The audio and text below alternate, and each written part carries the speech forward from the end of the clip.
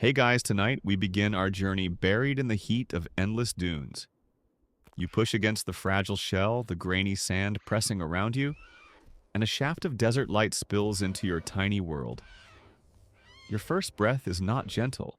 It is scorching dry air that scrapes your throat like sandpaper. You probably won't survive this, but let's try. So, before you get comfortable, take a moment to like the video and subscribe, but only if you genuinely enjoy what I do here. And let me know in the comments where you're tuning in from and what time it is for you. Now dim the lights, maybe turn on a fan for that soft background hum, and let's ease into tonight's journey together. The egg cracks fully open, and you tumble into a shallow scrape in the sand. No nest, no shade, just a hole in the desert floor. The sun above feels like a flaming predator itself, and your first instinct is to squint, stumble, and curl back into the shell fragments. The sand burns your skin the way asphalt would feel to us in August. It's only morning, but you already sense that the desert will always be your harshest enemy. Around you, other eggs twitch, crack, and spill out more scrawny hatchlings, each blinking against the glare. The sound is faint, soft chirps, little squeaks, nothing mighty about your kind just yet. But being born isn't a safe start. Something moves just beyond the nest hollow, something with too many legs. A giant desert beetle scuttles closer, intently twitching. To a hatchling velociraptor, the bug looks like a monster. You swipe your tiny claw at it, but your aim is clumsy, your legs unsteady. The beetle hisses, or maybe that's just your imagination, and disappears back under the sand. Still, it leaves you with a strange lesson here in the desert. Even lunch can feel like a predator. The heat rises, pressing down like a blanket you didn't ask for. Your siblings begin to stagger out, some stronger, some weaker. One trips and collapses in the sand, too tired to move. You glance at him, and a sharp, uncomfortable thought ripples through you. Should you help him, or should you step past him toward the shade of a nearby rock? In the desert, hesitation is dangerous. You scurry forward, talons scratching, leaving the weaker chick behind. It feels harsh, but survival doesn't allow group hugs. You press yourself under a jagged bit of sandstone where shadows finally give you a break from the blazing sky. Your chest rises and falls rapidly. Each breath is short, shallow. The air is heavy, filled with grit tasting of dry minerals. Every inhale feels like swallowing dust. Your body trembles not with cold, but with effort. Muscles you've only just grown are already exhausted. You wonder faintly if life will always feel like sprinting on empty. A faint vibration shivers through the sand. At first you think it's your imagination. Then you feel it again, like someone tapping the desert floor with a drum. Not a predator, not yet, but your heart races anyway. The desert amplifies every movement. Even the scrape of a beetle feels like thunder under your tiny claws. For a moment, you stand perfectly still, sand clinging to your scales, waiting to see if the world wants to eat you. Nothing leaps from the dunes and you breathe again. But the silence afterward is almost worse. Hunger begins to gnaw. It's not polite hunger. It's sharp and desperate. Your belly cramps like someone tied it in knots. You look at the eggshells scattered around you. They're thin, brittle, still dotted with scraps of half-dried yolk. Without thinking, you peck at them. The flavor is chalky sour with a faint tang of iron from the desert soil. Not exactly gourmet, but it fills your mouth with something tangible. Even humans did this once, chewing on whatever scraps they could find just to quiet their stomachs. Imagine eating cardboard because the Wi-Fi's down and pizza delivery isn't coming. That's basically your first meal. The taste makes you grimace, but your body rewards you with a faint flicker of strength. You shuffle forward, legs still trembling. Around you, your siblings are doing the same, nibbling shells, clawing the sand, some even snapping weakly at each other. It's less a family and more a contest of who will last the longest. The desert doesn't care about your sibling bond. It only cares about numbers. Most of you will vanish into its endless dunes before you ever learn to hunt properly. The heat presses harder now. The rock's shadow is shrinking as the sun climbs, and your skin tingles as if needles are pricking it. You lick your dry lips, or what passes for lips, and taste salt. Your body is already losing water, already fighting the desert's first cruel rule: dehydration is faster than hunger. The sand radiates waves of heat, blurring your vision. You blink rapidly, the world wobbling like a mirage. Somewhere beyond the haze, you glimpse a patch of scrubby plants. green. A promise of shade, maybe even insects hiding underneath. You try to walk toward it, but your legs betray you. They buckle fold dump you nose first into the sand. The grains grind between your teeth. You push up again, stubborn, wobbling like a toddler on a trampoline. This time you make it a few steps farther enough to collapse under a thorny bush. The branches scrape your back, but the shade feels like mercy. A faint buzz fills the air, flies, gnats, tiny insects. Food, perhaps. You snap at them, jaws clapping shut on nothing but air. The bugs scatter, leaving you panting in frustration. You might think this is safe hiding under a bush, but it isn't. Safety in the desert is like shade at noon, it never lasts. Already a shadow crosses above you, wider than any bird you've ever imagined. You freeze. A hawk. A pterosaur you don't know.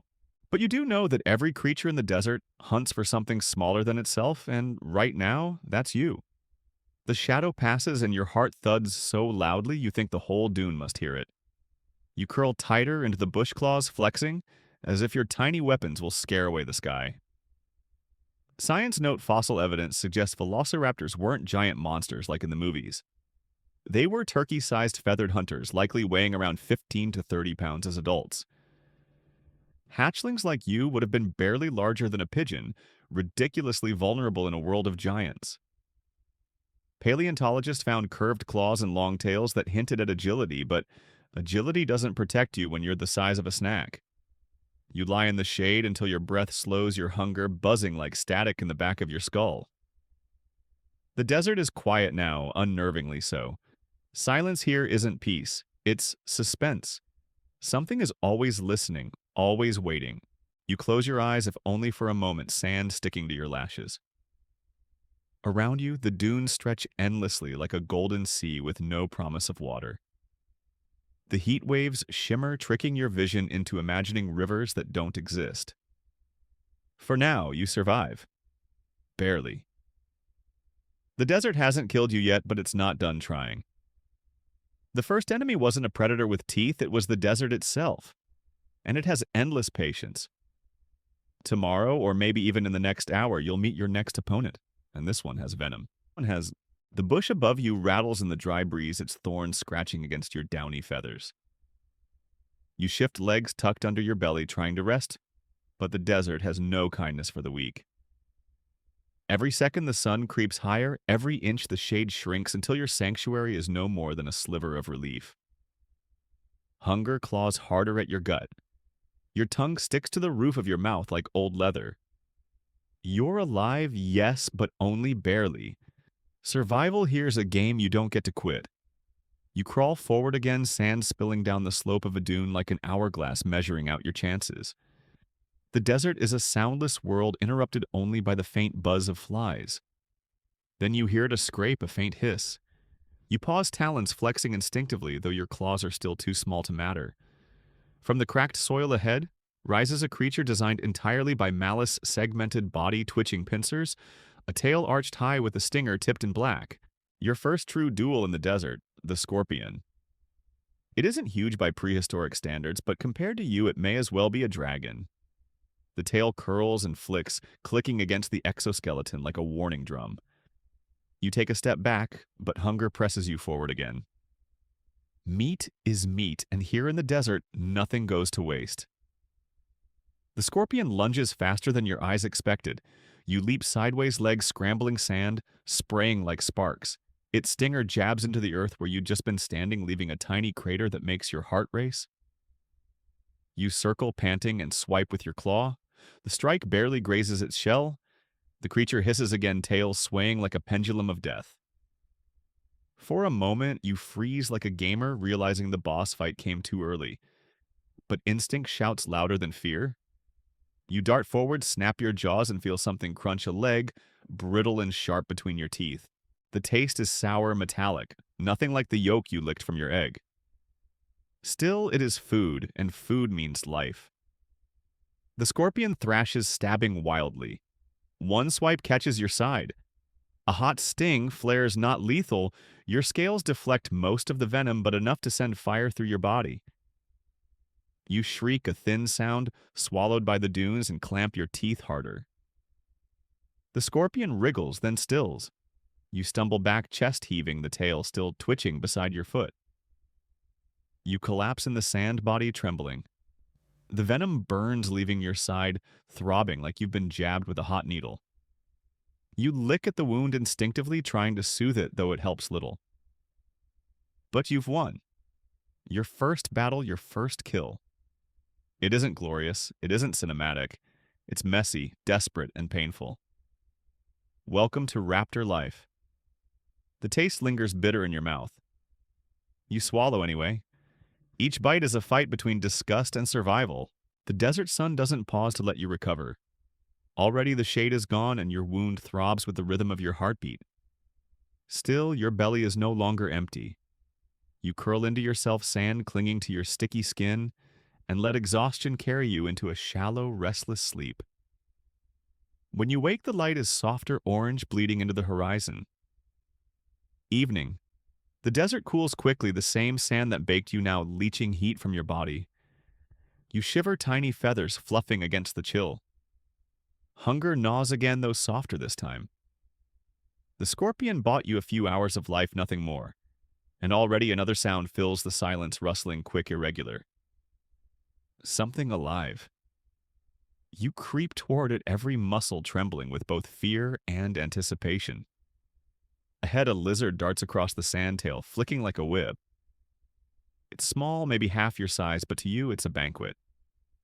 You lunge. Your legs still clumsy, stumble in the sand, and you crash nose first. The lizard zigzags, slipping easily through the dunes. You chase, claws scrabbling, your tiny lungs burning. You leap again, jaws snapping shut on empty air.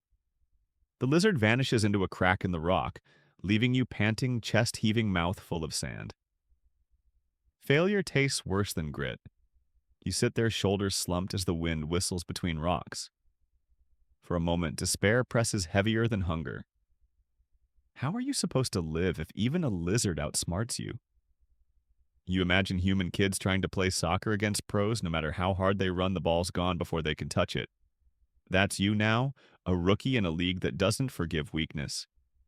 You retreat back under the bush, licking at your still stinging wound. It's not lethal, but the pain keeps you restless. The desert stars prick overhead, cold and indifferent. The world feels too big, too empty, and you tiny, fragile, half-lost in the sand. Yet some spark inside insists you move again. Not tomorrow, not later. Now. Because in this desert, waiting too long is another way to die. You stumble toward the dunes again, eyes scanning the ground. The scorpion's shell still lies there, cracked and scattered. Ants crawl across it now, tearing at the remains. They march in tight lines, hundreds of them, each carrying a shred of your hard-won victory. You lean close, tongue flicking, and swallow a few. They burn down your throat like pepper, sharp and fiery. You gag, shake your head, but swallow anyway. It's humiliating eating what the ants steal from your kill, but humiliation is better than hunger. Science note, Velociraptor hatchlings were probably insectivores at first, feeding on bugs, small lizards, and whatever scraps they could find. Their famous sickle-shaped claws weren't instant killing machines. They grew into usefulness as the raptor matured. Paleontologists suggest early life for raptors was brutal with high mortality rates. The desert setting makes this even harsher, as fossil evidence shows arid, dune-filled environments in parts of late Cretaceous Mongolia where velociraptors roamed. Night deepens. The air cools fast, so fast your breath fogs in the moonlight. You tuck yourself into the sand for warmth. Shallow breaths carrying grit into your lungs. Above the stars burn bright, countless, and cold. For a moment, the desert feels almost peaceful, like the hush before sleep. But peace is fragile. Every whisper of sand could be danger, every shadow a predator. You close your eyes anyway because exhaustion has sharper claws than fear. You dream not of safety, but of food. Lizards too slow to escape insects' fat, and easy siblings who don't bite back. But when dawn burns across the dunes, dreams shatter like thin ice. Hunger wakes first, a harsher predator than any snake or scorpion. And today the desert will throw a new enemy at you, something that slithers, coils, and waits for hatchlings just your size. Your first scorpion duel is over, but the serpent is coming. The desert dawn rises sharp and merciless, a pale gold disk clawing its way above the horizon. You blink against the light sand glued to your eyelids. Your belly aches so hard it feels like you've swallowed a fistful of rocks. The memory of the scorpion sting still burns faintly along your side, but you've survived the night. That alone is a kind of victory. The desert, however, never celebrates. It only sets up the next round. The bush you crouched under is already losing its shadow. The air warms quickly and soon it will be an oven again. You stagger upright, legs wobbling, and scan the dunes. Nothing moves, nothing stirs. But that's the desert's favorite trick. Predators here don't announce themselves, they wait. A faint hiss cuts through the silence. Your head jerks to the left. Just beyond a cracked boulder, sand ripples like liquid. Something slides beneath the surface, leaving a trail that glimmers in the morning light. You freeze. Your instincts scream. A snake. It rises slowly from the sand scales, glinting bronze eyes narrow and unblinking. Its tongue flicks, tasting the air, tasting you. The body coils muscular and patient. You are small, fragile, and already exhausted. To the snake, you are breakfast with legs. You back away, claws scraping uselessly at the sand. The snake advances, body sliding in eerie silence. Its tail vanishes behind a dune, leaving you unsure of its full length. It could be 3 feet, it could be 10. Either way, you're hopelessly outmatched. But hunger doesn't allow retreat. Your stomach growls a desperate, embarrassing sound, and you realize something both foolish and true: you need food, and the snake is meat. This is not just predator versus prey, it is breakfast versus breakfast. The snake lunges. Its body arcs forward with terrifying speed, sand spraying from its coils. You leap sideways, heart hammering so loud you think it might burst. The jaws snap shut where your neck had been a second earlier, the sound like 2 stones colliding. You tumble, wings flaring instinctively, though they're too small to help. You scramble to your feet. The snake coils again, preparing another strike. You rush forward, claws outstretched, swiping desperately at its head. Your talons scratch across scales but do no real damage. The snake barely flinches. Its eyes stay fixed on yours, cold and eternal. It lunges again. This time you jump not away but forward. You slam your tiny body against its head jaws, snapping onto a patch of soft skin just behind the eye. The taste is metallic, salty, sharp with dust. The snake thrashes violently, whipping you back and forth. Pain explodes in your ribs as you're slammed against the sand. You squeal but don't let go. The snake coils tighter, its body wrapping around you. Pressure crushes your chest. Your lungs scream for air. For a heartbeat, you wonder if this is how it ends: your first real fight, your last. Then your claw, that curved sickle, finds purchase. You jab downward again and again, scraping across softer flesh. The snake shudders, jerks, and loosens its grip. You tear free, panting feathers plastered with sand and blood. It doesn't give up. It rears back, jaws open, ready for one final strike. You're shaking dizzy, but you lunge anyway. Your jaws snap shut on its throat. The taste is foul, bitter, filled with grit and old dust. You clamp harder, eyes squeeze shut. The snake writhes, then stills. Silence returns to the desert. The only sound is your own ragged breathing.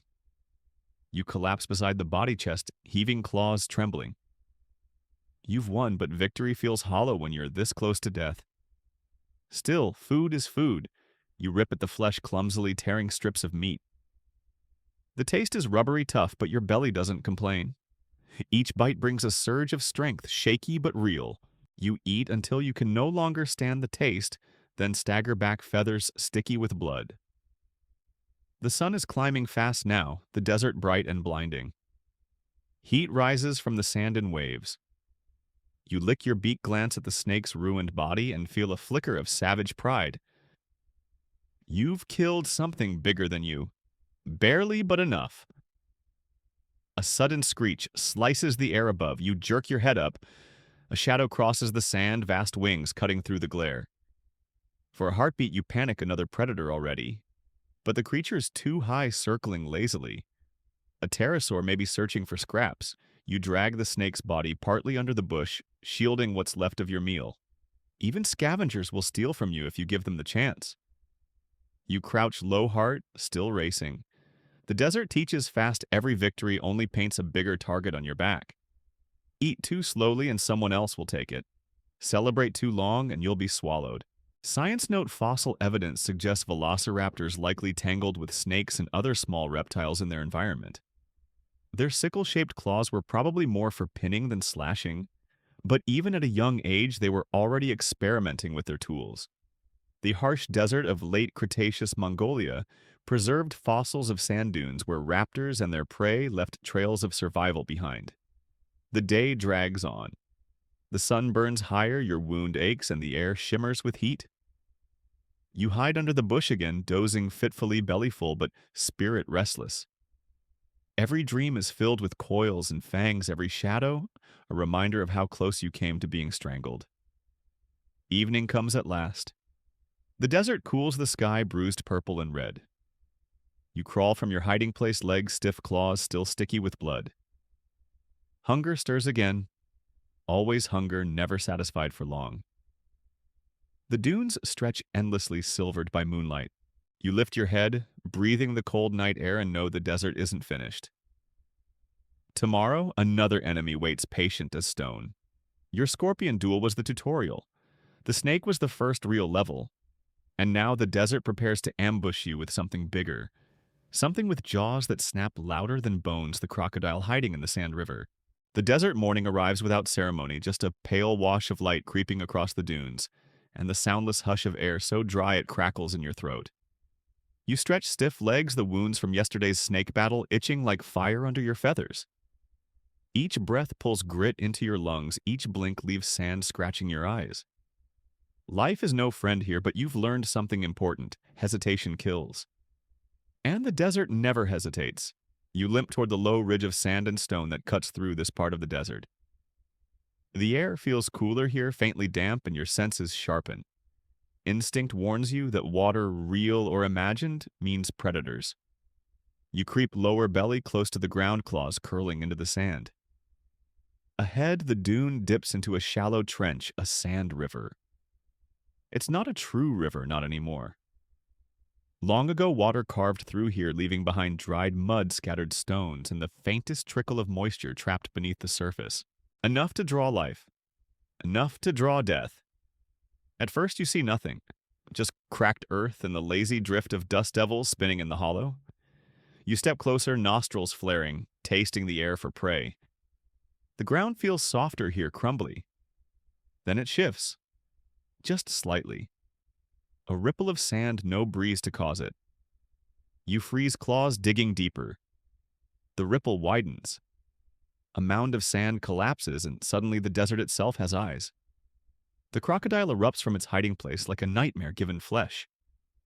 Its jaws snap open, rows of teeth gleaming wider than your entire body. You stumble back, shrieking sand, spraying from your claws. The croc lunges, mouth gaping, and slams shut on nothing but dust. The sound echoes like stone splitting. You scramble up the dune, heart-pounding wings flapping uselessly at your sides. The beast thrashes, its thick tail smacking the ground, sending vibrations up through your tiny bones. This is no scorpion, no snake. This is a monster built from armor and hunger, a relic of rivers that once flowed here. Its body gleams dark, its scales cracked with dust, yet it moves with terrifying speed even on land. Crocodiles were ancient long before dinosaurs, and they will outlive you by millions of years.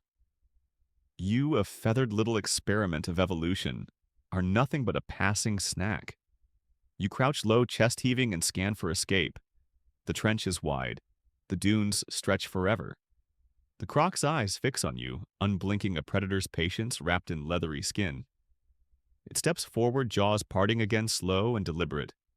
It knows you're too small to outrun it for long. It knows panic will trip you. The first dash saves you. You leap sideways, darting behind a rock, jutting from the cracked earth. The croc lunges again, body slamming against stone, jaws snapping so close you feel the wind of its bite against your feathers. Dust rains down. You squeal, legs pumping, racing along the trench wall. The croc follows slower but relentless, its claws scraping grooves into the ground. Each step feels like an earthquake chasing your tiny body. You dart into a cluster of thorny bushes clinging to the edge of the trench. Branches scrape your skin, tearing feathers, but you wedge yourself deep inside. The croc lunges, jaws tearing branches like twigs. One snap crushes half the bush, the sound deafening. Thorns pierce your skin, but you keep still, pressing deeper, praying the beast cannot reach. The croc snarls, jaws snapping again, but this time the branches tangle in its teeth. It shakes violently, tossing shards of wood and sand. You seize the moment, bolting from the other side of the bush, sprinting toward the dunes. The croc thrashes, trapped for an instant, then frees itself with a roar. You don't look back. You run, claws slipping in the sand, lungs burning until the sound of pursuit fades. At last you collapse behind a dune chest, heaving, sides aching. Your heart hammers so hard you think it might burst. You press your face into the sand, gulping down ragged breaths, every muscle shaking. For now, you're alive. But only because of thorns and luck. Science note: fossil evidence suggests crocodile relatives lived alongside velociraptors in the late Cretaceous deserts of Mongolia. Some species were adapted to semi-arid habitats, lurking in dried riverbeds and ambushing smaller animals. To a young raptor, these predators would have been unbeatable living traps, disguised as the desert itself. As the sun climbs higher, the desert shifts again. Heat waves shimmer across the dunes, making the horizon waver like liquid. Your tongue sticks out, panting, desperate for moisture. The battle with the croc left you bruised, cut, and more thirsty than ever. You stumble forward, chasing the faintest smell of damp soil. Eventually you find it a shallow pool, little more than a muddy depression catching dew. You lower your head and lap greedily, the water tasting of dirt and stone, but glorious all the same. Your reflection wobbles in the pool. For the first time you see yourself clearly, scrawny feathers matted with blood and sand eyes wide with exhaustion. Hardly the terror of the desert. Yet beneath that fragile body lies a will that even the croc couldn't crush. You survived, and survival here is victory enough. Night falls, slowly painting the dunes violet and silver. You curl into the sand, tucking your tail close, letting the cool earth soothe your aching body. The stars blaze overhead, endless and cold, watching silently as you drift into a shallow sleep. Dreams come, dark-shaped, snapping jaws, waves of sand swallowing you whole. But even in dreams you run. You always run. When morning comes, the desert will have a new enemy waiting. Smaller, quicker, but no less dangerous. A pack of jackal-like mammals, sly and hungry, ready to turn the hunter into the hunted. The crocodile was the boss fight you weren't meant to win. The jackals will be the endless swarm, fewer teeth, but twice the cleverness. And cleverness in the desert is deadlier than size. The desert does not forgive victories. By the time the sun rises again, yesterday's triumph feels like nothing more than a rumor. The sand is already hot enough to sting your feet, and the faint dew you licked from the mud pool has vanished, stolen by the heat. Your ribs ache from the crocodile's near miss, your feathers are ragged, and your belly growls louder than the wind. But none of that matters, because today the desert introduces you to a new set of teeth. You hear them before you see them. Not the thunder of heavy feet, not the hiss of scales. This sound is lighter, quicker. Scratches in the sand, the faint yips of communication. At first it seems harmless, like whispers carried by the wind. But then a shadow darts across the ridge. Then another. Small, lean bodies slink into view, their eyes glinting with something far more dangerous than size intelligence. Jackal shadows, mammal scavengers. They are not large, barely bigger than rabbits, but they move in groups and their hunger is collective. One alone is nothing. 10 together are an army. You crouch low, heart thudding. The memory of the crocodile still throbs in your chest, but this feels worse. The croc was brute force. These are tricksters, and tricksters play with their food. They circle quickly, pause, barely stirring the sand. Their fur is patchy, dust-colored, perfect camouflage against the dunes. Their snouts twitch, tasting the air, and their sharp little teeth glimmer when the sun strikes just right. They chatter to each other, high-pitched clicks and yips, forming a language you can't decipher but instinctively understand: surround, distract, strike. You lunge at the closest one, hoping to scare it. Your claws swipe, jaws snap, but it skips sideways, laughing in its jackal way. Another nips at your tail, retreating before you can turn. A third darts in, snatches a feather from your wing, and darts out again, leaving you squawking in pain and humiliation. You realize the truth: you are not the hunter here. You are the toy. The circle tightens. You snap at one, then whirl to fend off another, but each strike only meets empty air. The jackals are fast, clever, and unafraid. Hunger burns brighter in their eyes than fear. You pant, stumbling the sand, slipping under your claws. This is no duel like the scorpion or snake. This is harassment, erosion, death by 1,000 nips, and then one makes a mistake. It lunges too close, its paw skidding in the sand. You seize the chance. Your claw hooks its side, your jaws clamp down, and you feel the hot taste of mammal blood. The creature shrieks, writhing, but you do not let go. You thrash, slamming it against the ground until the yips around you falter. The others freeze, eyes wide. For the first time, they hesitate. That's enough. You lift your head, feathers bristling, blood dripping from your beak, and screech. The sound is high, shrill, but filled with something primal. The jackals scatter. They don't vanish far already. You hear their calls echoing on the wind, plotting, waiting. But for now, they've retreated. You collapse, chest heaving. The carcass at your feet twitches once, then stills. Meat. Real meat. You tear into it, swallowing chunks as fast as you can. The taste is different from reptile flesh, richer, gamier, full of heat. Your stomach purrs with savage joy. You eat until nothing remains but bones, then bury the leftovers in sand. Not because you believe it will last, but because you don't want the jackals to have it.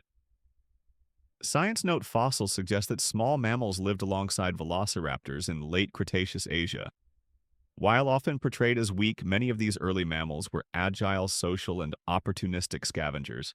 Some may have harassed young dinosaurs just as modern jackals harass lions or hyenas today. Though too small to kill healthy adults, packs of mammals could threaten hatchlings and juveniles, exploiting every weakness. The sun climbs higher. You retreat to the thin shadow of a dune, licking blood from your claws, trying to calm your shaking body. The jackals taught you another cruel lesson. Survival isn't just about strength, it's about outlasting cleverness. You shift uneasily, feathers ruffled.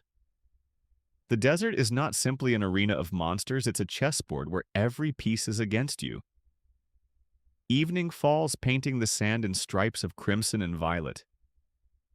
You doze fitfully, jerking awake at every whisper of wind, expecting the jackals to return. They don't, not yet. Instead, you sense something else, a new vibration in the sand. Heavy. Rhythmic. Not quick and clever like the jackals. This is something larger, slower, and far more dangerous. You peer over the ridge and your heart stutters. Another raptor. Not a sibling, not a companion. A rival. Its eyes gleam in the twilight, fixed on you. Hunger recognizes hunger. And this time, your enemy isn't clever mammals or ancient reptiles. This time, it's your own kind. Tomorrow, the desert will force you into the cruelest fight of all: family versus famine. The desert moon dips low silver light, glazing the dunes. You sleep in shallow bursts, each dream breaking into panic at the sound of shifting sand. When dawn comes, it feels less like morning and more like a sentence.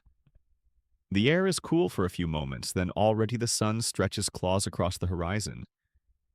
You lift your head, throat, dry belly gnawing, and you remember the eyes in the twilight. Another raptor. The scent reaches you first, sharp, musky, unmistakably familiar. It smells like yourself, but stronger, older, edged with hunger. You creep to the crest of a dune belly, low feathers dusted with grit. There it is, down in the hollow, another velociraptor. Its head is lowered, snout brushing the sand claws, gleaming faintly in the new light. It hasn't seen you yet, but it will. At first, instinct sparks hope. Another of your kind could mean safety, companionship, maybe even shared hunts. But that thought collapses as quickly as it forms. You remember the jackals, the endless circle, the way even your siblings once felt more like rivals than allies. Raptors do not share, they take. The rival lifts its head, Its eyes lock on yours. No hesitation, no flicker of recognition. Just hunger. You scramble down the dune sand spilling behind you every step, a desperate lunge. The rival charges, claws raised, jaws snapping. The sound of its screech slices the desert air in half. You collide in the trench feathers, flying tails whipping. Claws scrape against scales, and for a moment you are nothing but noise and dust. Its sickle claw slashes across your shoulder, a searing line of pain. You shriek, snapping your jaws around its leg, tasting blood feather sand. The rival thrashes, slamming you into the ground. Your ribs jolt with each impact. The world tilts, a whirl of heat and grit. You roll, twisting, using your tail for balance. Your claw lashes out, cutting a shallow line across its belly. The rival screeches, more rage than pain, and leaps back. You both pant, chests heaving, eyes locked, each waiting for the other to falter. The desert is silent, watching, holding its breath. Then hunger decides for you. You lunge again, aiming low. Your jaws clamp onto its wing feathers, pulling hard. The rival yelps, stumbles, and you slam your body into its side. Both of you crash into the sand, rolling claws tearing at each other. It feels endless, a storm of feathers and blood. At last the rival wriggles free. It staggers backward, bleeding, glaring with eyes like burning stones. For a long suspended moment, you both stand trembling, neither willing to die today. Finally, it hisses a sound, sharp as broken glass, and retreats, limping across the dunes. You collapse, chest heaving, blood dripping from wounds that sting like fire. You've won nothing. No food, no water. Only survival. And survival feels less like triumph and more like a tax you'll pay again tomorrow. Science note: paleontologists debate whether velociraptors lived and hunted in packs or as solitary predators. Fossil evidence suggests they may have occasionally cooperated, but competition, even cannibalism, was common. In a desert environment, scarcity likely forced more conflict than cooperation, making rivals as dangerous as any predator. The sun climbs mercilessly. You limp toward a cluster of rocks, pressing into the meager shade, licking blood from your wounds. Your claws ache, your ribs throb, and exhaustion drags your eyelids down. Yet sleep brings no comfort, only visions of rivals circling jackals, the endless coils of snakes. By evening, thirst is unbearable. You stagger across the dunes, tongue lolling, eyes half blind with heat. The desert wavers, shimmering with false rivers. You chase one, stumbling, only to find cracked stone and dry air. Your legs fold. For a moment, you think this is it, that the desert, patient and cruel, has finally won. But then you hear it. A sound faint but real, the flutter of wings. You raise your head, squinting. A shadow darts overhead, then another. Birds, no pterosaurs, swooping low over the dunes. Their screeches echo as they dive, plucking something from the sand. You drag yourself forward, eyes fixed. Where pterosaurs hunt, there is food. You crest the ridge and see it, a scatter of beetles and small reptiles, scurrying in panic as the winged hunters dive. It is chaos, wings beating sand, spraying creatures fleeing in every direction. You lunge at the nearest lizard, jaws snapping. For once, luck favors you. The lizard wriggles in your grip, tail thrashing, but your claws hold. You bite, swallow, and feel life return in shaky waves. The pterosaurs screech overhead, one swooping close enough that the wind of its wings buffets your feathers. You screech back a defiant sound and dart into a crevice between rocks with your prize. The desert doesn't give meals often, you'll fight for every scrap. Night falls cool and sharp stars blazing over the endless dunes. You curl into the rock crevice, belly less empty wounds, scabbing, breath slow. For now, you are alive. For now, that is enough. But the desert is patient. Tomorrow will bring something new. And when you wake, it won't be reptiles or mammals or rivals waiting for you. It will be a shadow that comes from the sky, fast and merciless, a hawk of the Cretaceous world. The jackals tested your cleverness. The rival tested your resolve. The hawk will test your very speed, because when wings hunt claws, the desert turns the sky into a weapon. The desert wakes before you do. A pale shimmer spreads across the horizon, the dunes glowing faint orange under a rising sun. You blink, grit from your eyes, stretch your sore legs, and feel the sharp throb of half-healed wounds across your shoulder. The desert never forgets to leave a receipt for yesterday. Hunger gnaws again, but thirst gnaws harder. You lift your head, nostrils twitching, searching for even the faintest hint of prey. Instead, you hear silence. Silence in the desert is never peace. It is suspense. The air shifts, carrying a ripple of wind across your feathers. Then you feel it, the unmistakable weight of a shadow sliding over your body. You jerk your head up.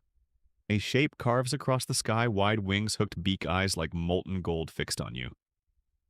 A hawk. Not the tiny birds that might flutter harmlessly at the edge of the dunes, but a Cretaceous raptor of the air built for precision and death. It circles once, twice, never breaking its gaze. You freeze, belly pressed into the sand. Maybe it hasn't truly seen you, but then it folds its wings and plummets. The hawk dives like a knife, the air whistling around it. You lunge sideways, legs pumping sand, spraying in arcs behind you. The strike misses by inches, talons gouging the ground where your spine had been. The sound is brutal, sand-ripping claws snapping shut with bone-cracking force. You screech high and panicked, sprinting as the hawk banks upward, already preparing another strike. Your lungs burn, your legs stumble. The desert offers no cover, only endless waves of sand.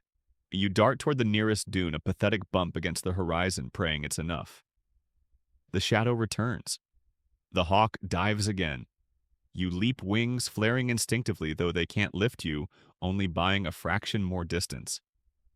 Talons rake across your back, tearing feathers, grazing skin. Pain flares hot and immediate. You shriek, tumble, and scramble upright again. This is not a duel. This is target practice for the hawk. It circles higher, screeching its cry sharp as glass.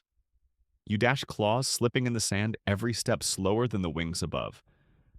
The hawk folds itself again and drops like a spear. You dive at the last second into a narrow crack between two rocks. The bird slams against stone feathers, scattering, beak snapping in fury. Dust explodes around you. You press yourself flat in the crevice, chest heaving, heart racing so loud it drowns the desert's silence. The hawk prowls above, wings beating the air, its eyes glimmer as it peers down, beak tapping the rock, testing for weakness. You tremble, feathers quivering, each breath a rasp of grit. The hawk doesn't leave, it waits. Patient, unhurried. You realize the truth, it doesn't need to chase you forever. The desert will finish you if it doesn't. Hunger, thirst, exhaustion, the hawk can afford to wait. You can't. You close your eyes just for a moment and imagine the irony. You a velociraptor? A predator? The movie's turned into a nightmare, hiding from a bird not much larger than you. It's the prehistoric version of losing a fight to a chicken in a parking lot. Except this chicken has razors for feet and infinite patience. Time stretches. The sun rises higher. Heat presses down. Your throat feels like cracked leather. At last the hawk grows restless. It screeches, once sharp and furious, then soars upward, wings slicing into the sky. You don't move, not yet. Only when the shadow disappears completely do you drag yourself from the crevice, feathers, ragged eyes burning. You stumble across the dunes, every step heavy. The hawk may have spared you, but it left a lesson carved in your skin. The desert has no ceiling. Even the sky hunts you. Science note, fossil evidence shows small predatory birds lived alongside velociraptors, some adapted for desert life. Raptors themselves were small, turkey-sized, making them vulnerable to aerial hunters. Their famous claws weren't much help against a dive-bombing bird. Survival depended on cover and luck, not strength. Evening comes mercifully cooler. You crouch beneath a brittle bush, licking wounds that sting with every breath. Your belly aches. You dream of the snake, the scorpion, even the jackal, all of them at least offered meat. The hawk gave only pain. You curl your tail around you, eyes heavy. But the desert is not finished. As you drift, a sound filters through the night air. Low growls, guttural laughter. Not birds, not reptiles. Something else. You lift your head, ears twitching, and see them on the horizon, hulking shapes, jaws, wide teeth gleaming. Hyena shadows. Scavengers of the Cretaceous desert. Bone crunchers. They've caught your scent and they're coming closer. The jackals harassed you. The hawk hunted you.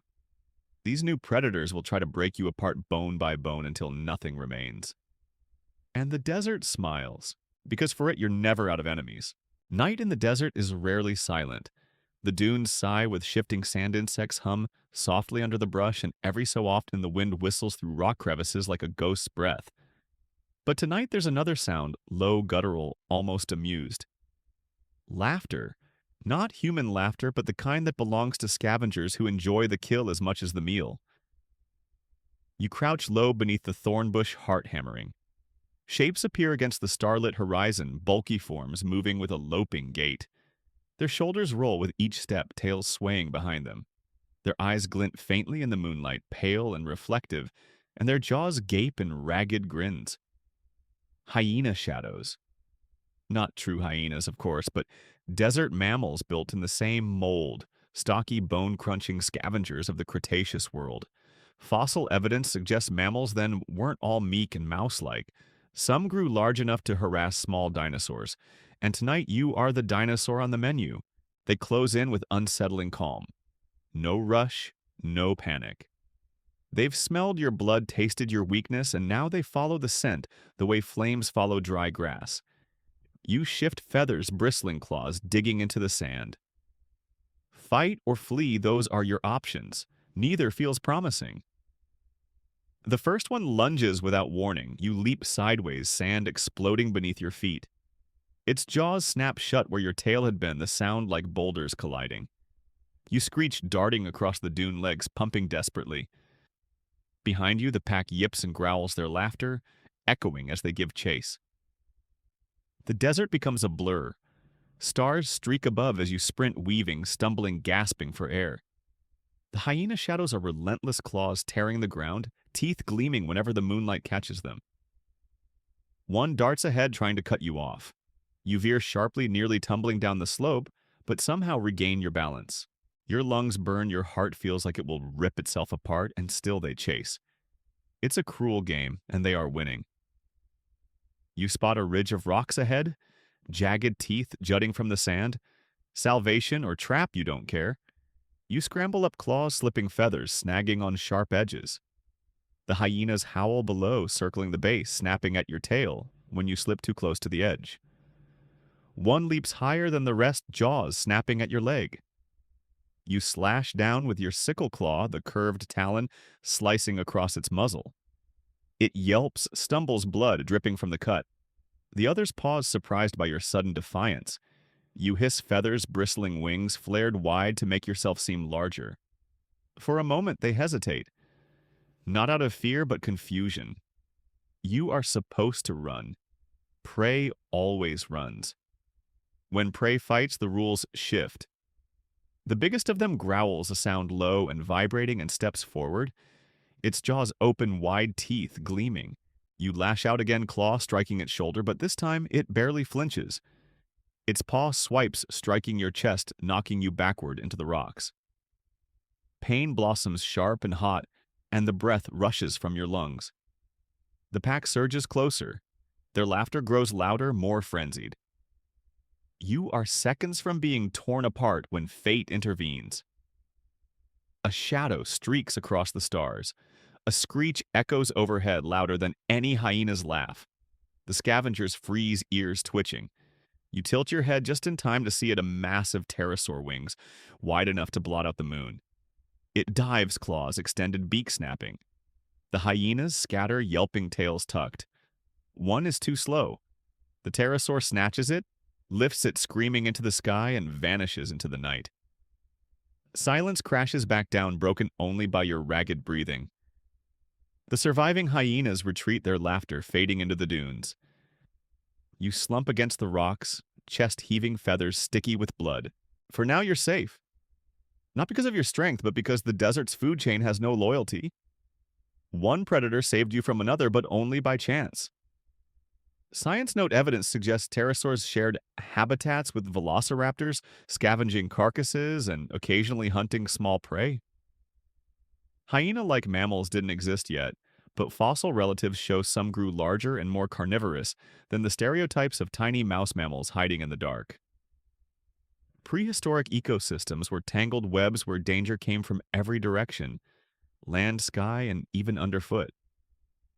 The night deepens, the stars wheeling overhead. You lick your wounds every movement, sending pain across your chest. Exhaustion presses heavy, but you don't dare sleep deeply. Dreams blur with reality here, and every shadow looks like teeth. By dawn, the desert looks deceptively calm again. Pale light spreads across dunes that show no sign of last night's battle. The only evidence is the blood crusting on your feathers and the ache in your ribs. You limp forward weaker than ever but alive. And yet the desert has already set the next trial. For when the sun climbs high, another figure will emerge, not a mammal, not a pterosaur, but another velociraptor. A rival? A mirror of yourself, hungrier, fiercer, desperate in the same way you are. The jackals tested your endurance. The hawk tested your speed. The hyenas tested your courage, but the rival will test your very right to exist. The sun climbs with cruel speed, searing away the cool shadows of dawn. You trudge across the dunes, every step dragging sand like chains around your claws. Last night's battle with the hyena shadows left you limping, ribs sore, feathers sticky. Hunger has returned, gnawing harder than the wounds. But thirst, that dry, cracking fire in your throat, has taken command. You would swallow mud dew, even the blood of your enemies, if it meant one more day alive. The desert pretends calm. No scorpions underfoot, no wings blotting out the sun.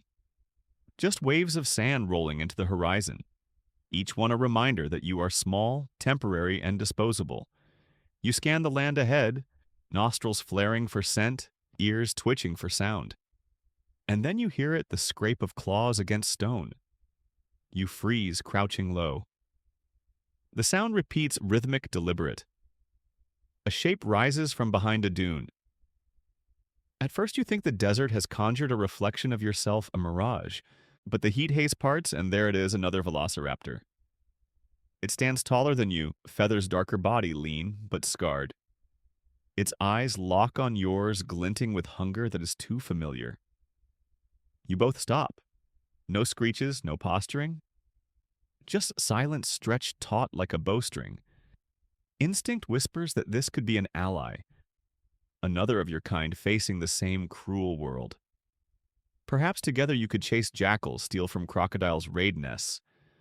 But instinct also whispers something louder. Food is scarce, and only one raptor walks away. The rival tilts its head, sickle claw flexing, catching sunlight in a silver flash. You do the same, feathers bristling, tail lashing for balance. The desert holds its breath. Then, without warning, it charges. You meet in an explosion of sand and shrieks. Jaws snap, claws slash, wings beat against each other in a flurry of dust. The rival lunges for your neck. You twist aside, feeling its breath scorch your feathers. You strike back your claw, catching its flank, tearing shallow but enough to draw blood. The rival screeches more anger than pain and slams into you with its shoulder.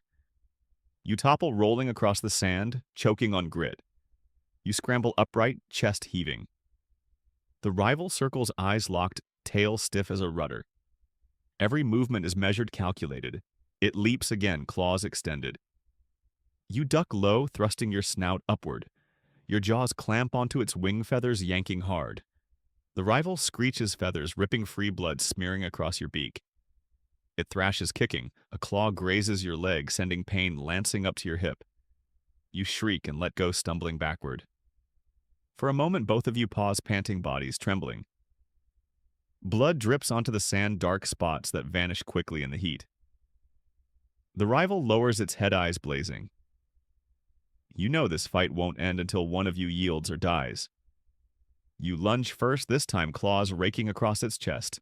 The rival rears, slashing back. Pain flares across your shoulder. You slam into each other, snarling, tumbling in a storm of dust. The desert becomes nothing but noise, heat, and blood. Finally, you twist free and leap onto its back claws, digging into Feather's jaws, snapping at its neck. The rival thrashes, violently rolling, slamming you against the ground. Air bursts from your lungs. You cling desperately, claws hooked. The rival jerks, twists, and suddenly you're thrown tumbling across the sand. You land hard, pain flaring through your ribs. The rival charges again, but this time something in its eyes flickers not weakness, not mercy, but exhaustion. It hesitates just a breath, and that's all you need. You lash out with your sickle claw, catching its foreleg. The rival screeches, stumbling, collapsing onto one knee. You leap forward, jaws closing on its throat. For a heartbeat, you hesitate. Its eyes, so much like yours, lock on you. You see hunger, pain, desperation, all the things you feel. But the desert does not care for sympathy. You bite. The rival thrashes, then stills.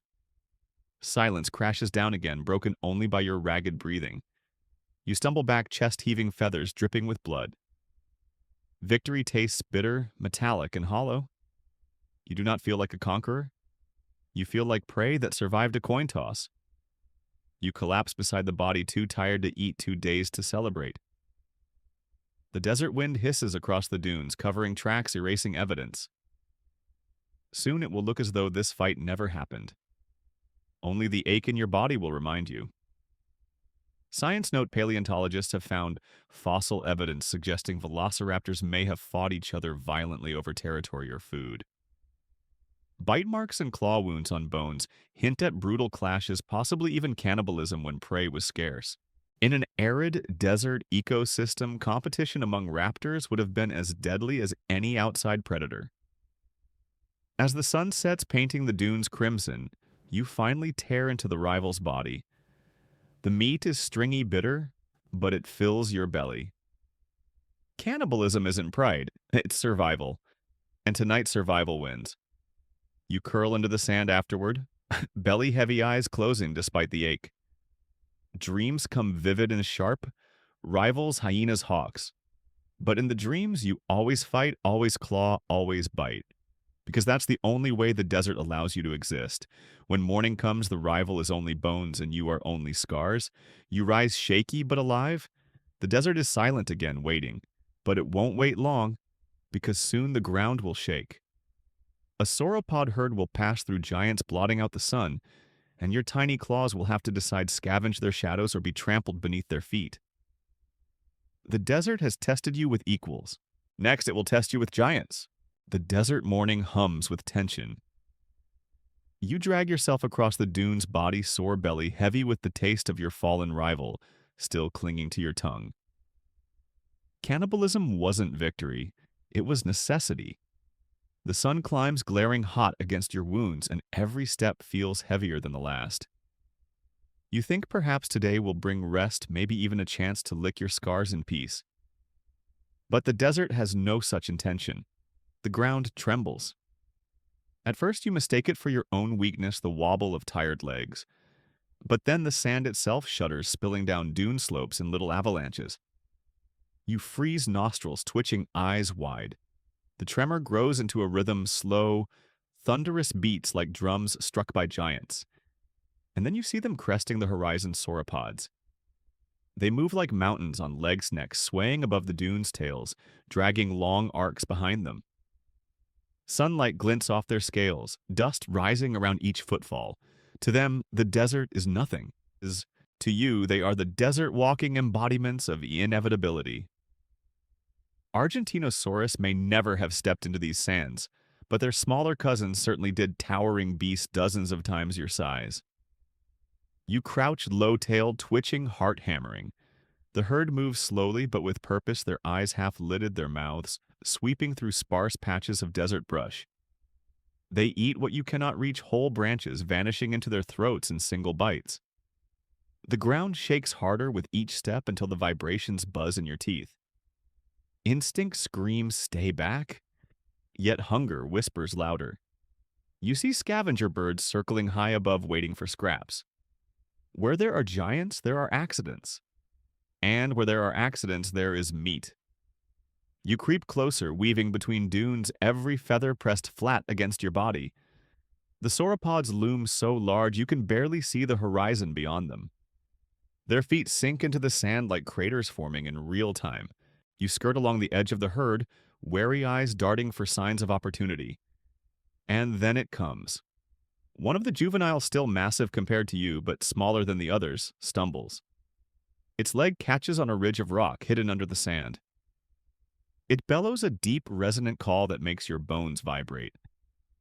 It struggles upright, but in the chaos it scrapes itself a long, shallow wound across its flank. Blood drips thick and dark, splattering onto the sand. Your nostrils flare. The smell is intoxicating hot iron, raw and rich. You slink closer, claws flexing, stomach growling. The juvenile limps lagging behind the herd. The giants keep moving their bulk, slow but relentless, leaving the injured one to catch up.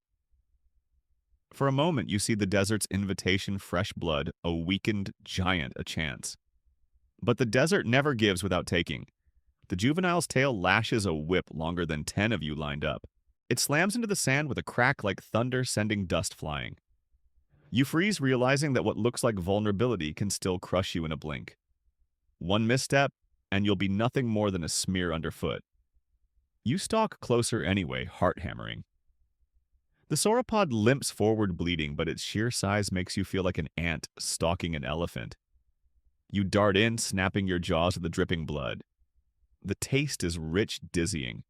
You swallow greedily, then dart back before the tail can swing. For a fleeting moment, you think you've found a trick, snatch the blood, avoid the tail. The giant bellows again. The herd answers a chorus of deep rumbles. Suddenly, the ground shakes harder, and you realize why. The herd isn't leaving the juvenile behind. They're circling back, massive bodies, shifting, forming a living wall around it. The air fills with dust as they stomp and swing their tails. You panic, scrambling backward, sand slipping under your claws. The herd doesn't aim to crush you directly. They don't need to. Each step could end you by accident. A tail sweeps overhead, missing by a breath, the wind of it knocking you flat. You screech, scrambling out of the circle as the giants herd their wounded back into safety. You collapse against a dune chest, heaving sides, trembling. The herd moves on a wall of flesh and thunder, leaving only footprints so deep you could curl inside them. The scent of blood fades, stolen by distance. Hunger gnaws harder than before. The desert laughs, reminding you that even giants can bleed, but that doesn't mean you get to taste them. Science note: paleontologists believe sauropods sometimes traveled in herds with adults, protecting juveniles by circling them. Their tails, capable of whipping at near supersonic speed, could have been deadly defenses. Even a small sauropod outweighed any velociraptor by dozens of times, making direct attacks suicidal. Fossil trackways suggest smaller predators scavenge from their droppings or wounds, rather than risking combat. The sun drops low, painting the dunes in crimson and shadow.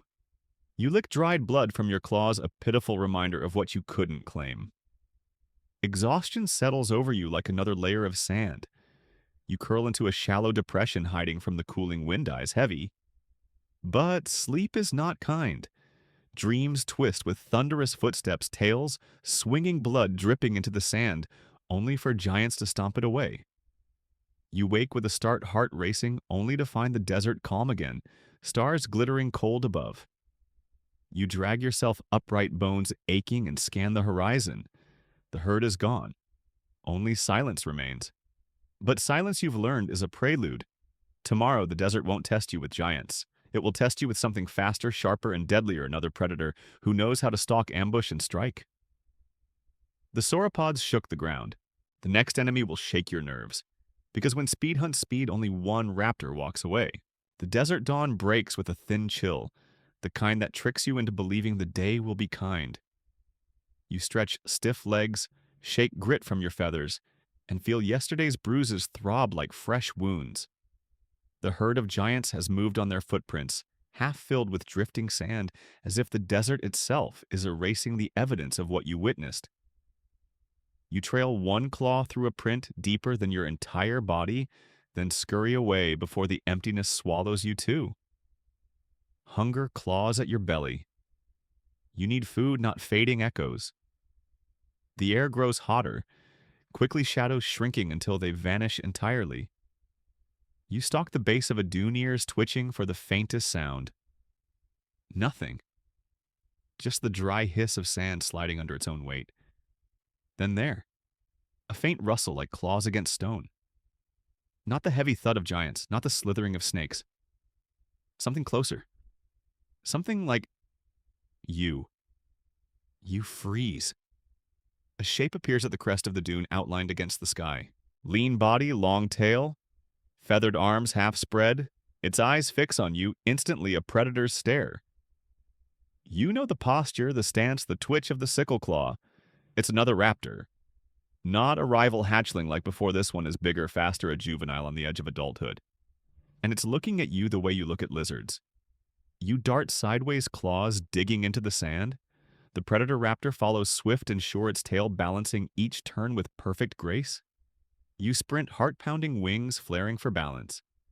Your legs pump furiously, but it is faster each stride, eating ground with terrifying ease. The desert is suddenly a racetrack and you are losing. You weave, darting toward a patch of rock. The predator leaps, jaws snapping at your tail. You squeal, just barely twisting free. The teeth miss, but you feel their hot breath brush your feathers. You slam into the rock's claws, scrabbling for purchase. The predator follows, climbing easily, tail swaying like a whip. This isn't just a chase. It's a lesson in what you will become, or what will kill you before you get the chance. The predator lunges again, this time from above. You duck, rolling under a ledge sand, scraping your belly. Its jaws clamp onto stone teeth, sparking, leaving gouges where your skull had been.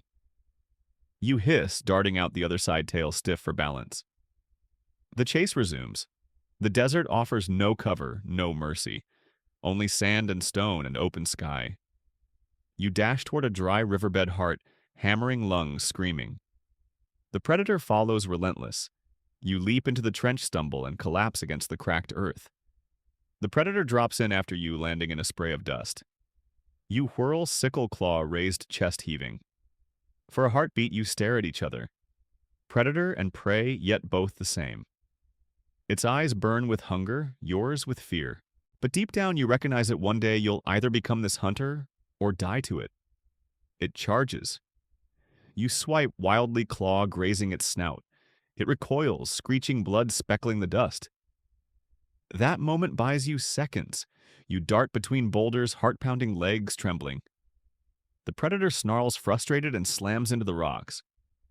You hear its claws scrape as it tries to follow, but the gap is too narrow. You keep running, lungs burning, until silence returns. You collapse in the shade of a stone outcrop chest, heaving, blood on your claws. You've survived, but just barely. Hunger still gnaws. Fear still coils in your stomach. The predator is still out there waiting. You lick the blood from your claw, bitter and metallic, a reminder of how close you came. Science note: Velociraptors likely competed fiercely with one another. Fossil evidence suggests not only interspecies rivalry, but intraspecies conflict with bite marks and healed wounds, hinting at violent encounters. Speed was their greatest weapon and their greatest threat, since any faster raptor could turn hunter into prey in an instant. The desert cools as the sun sinks, painting the dunes red and gold. You doze uneasily, jerking awake at every shadow, every whisper of sand. Sleep is shallow, haunted by images of your own reflection, chasing you endlessly. When dawn comes again, the predator may return, or another may take its place. But the desert doesn't plan, repeats, it plans escalations. The sky rumbles faintly tonight, clouds gathering where there should be none. Lightning flickers on the horizon, silent but bright. You lift your head uneasy. The desert is not just teeth and claws, it is storm and wind, flood and fire. Tomorrow the enemy will not be alive. Tomorrow the enemy will fall from the sky itself. The desert sky at dawn looks wrong. Instead of its usual blank blue sheet, it seethes with strange gray swirls, a belly of clouds pressing down on the dunes. The air tastes heavy, metallic, and even before you lift your head from the sand, you know today the predator isn't fang or claw. Today the predator is the sky itself. You stagger to your feet, feathers clumped with grit claws dragging faint tracks behind you. Your body aches from yesterday's chase with the rival raptor, every muscle still humming with remembered terror. But the silence is more unsettling than your pain. Even the insects are quiet. Not a buzz, not a click. Just stillness, as if the desert itself is holding its breath. Then the rumble. It starts faint, like distant footsteps of another sauropod herd. But the ground doesn't tremble this time, the air does. The sound rolls low and deep across the dunes. Lightning cracks suddenly blinding, white spearing from sky to sand. You shriek, pressing low tail stiff with fear. The flash leaves a ghost image burned across your vision. Thunder follows, shaking the marrow of your bones. The storm has arrived. Sand begins to whip across the surface grains, stinging your eyes, scratching your skin. You duck your head, but the wind claws at your feathers, pulling you sideways. It howls through the rocks like a predator's cry, louder than any raptor screech you've ever heard. You scramble for cover, darting toward a shallow trench. The sand whirls and spirals, burying your tracks instantly. You stumble, choke on grit, eyes watering. The wind pushes harder, trying to topple you. For once your tiny body works in your favor, you press flat claws, gripping the sand, sliding but not flying away like the smaller insects lifted into the air. The storm swells. Lightning spears again, this time striking the dune above you. Sand explodes in a molten spray, showering your back with sizzling grit. You squeal and scramble deeper into the trench. The thunder booms so close it rattles your ribs. Rain comes next, not the gentle relief you once dreamed of, but fat, heavy drops that smack against your feathers like thrown stones. It pours suddenly, furiously, the dry sand sucking greedily but failing to drink fast enough. Water pools and rivulets, streams racing down the trench, carrying grit and pebbles. Your claws slip, dragged forward as the trench becomes a channel. You screech, claws digging into a rock to hold yourself. The water foams around your belly, rising fast. The storm doesn't care that you've fought scorpions, snakes, jackals, even your own kind. To the storm, you are lighter than driftwood. A surge of water slams you against the stone, bruising your ribs. You gasp, sputtering wings flaring against the current. For a moment, panic blinds you. This is not a battle you can claw or bite your way out of. This is drowning in a place that should never have water. You scramble upward, dragging yourself onto the slope. Rain pelts your face, wind shoves at your body, but you cling stubbornly. Claw by claw, you pull higher, until at last you collapse against the lip of the trench chest, heaving. Water roars below, carving through the sand, turning the desert floor into a sudden river. You lie there, trembling, feathers plastered to your body, each breath a rasp. The storm rages overhead, lightning slicing the clouds again and again. Each thunderclap rattles your skull. You shut your eyes, but the flashes still burn behind your lids. For endless minutes or maybe hours you endure. Finally, the thunder grows fainter. The rain thins to a drizzle. The wind drops from a howl to a whisper. And when you dare to open your eyes, the desert has transformed. The dunes are scarred, reshaped into ridges and gullies. Pools of muddy water shimmer in low places, reflecting the bruised sky. The air smells sharp, wet, alien. The desert is no longer itself. It is something new, temporary, dangerous. You drag yourself upright, legs wobbling. Hunger stabs again, but thirst for once feels quenched. Your feathers drip, your claws are caked in mud. You lap at a puddle, the taste earthy but clean. For a moment you feel almost alive again, but the storm has left more than water. In the pools, creatures thrash fish flushed from hidden streams, amphibians, blinking in confusion. The flood has delivered food straight to the surface. You lunge clumsily, jaws snapping around a wriggling body. It tastes strange, soft, slippery, but nourishing. You swallow greedily, then dart after another. For once, the desert gives more than it takes. Science note: fossil evidence in the Gobi Desert suggests sudden floods reshaped raptor habitats. Skeletons of velociraptors and their prey have been found preserved mid-struggle, likely caught in sandstorms or flash floods. Though deserts seem lifeless, sudden storms could transform them into temporary oases, both saving and dooming the creatures caught within. As the sun breaks through again, the pools begin shrinking, already sucked greedily by sand. You crouch over one gulping fish after fish until your belly bulges. For the first time in days, you are full, but full does not mean safe.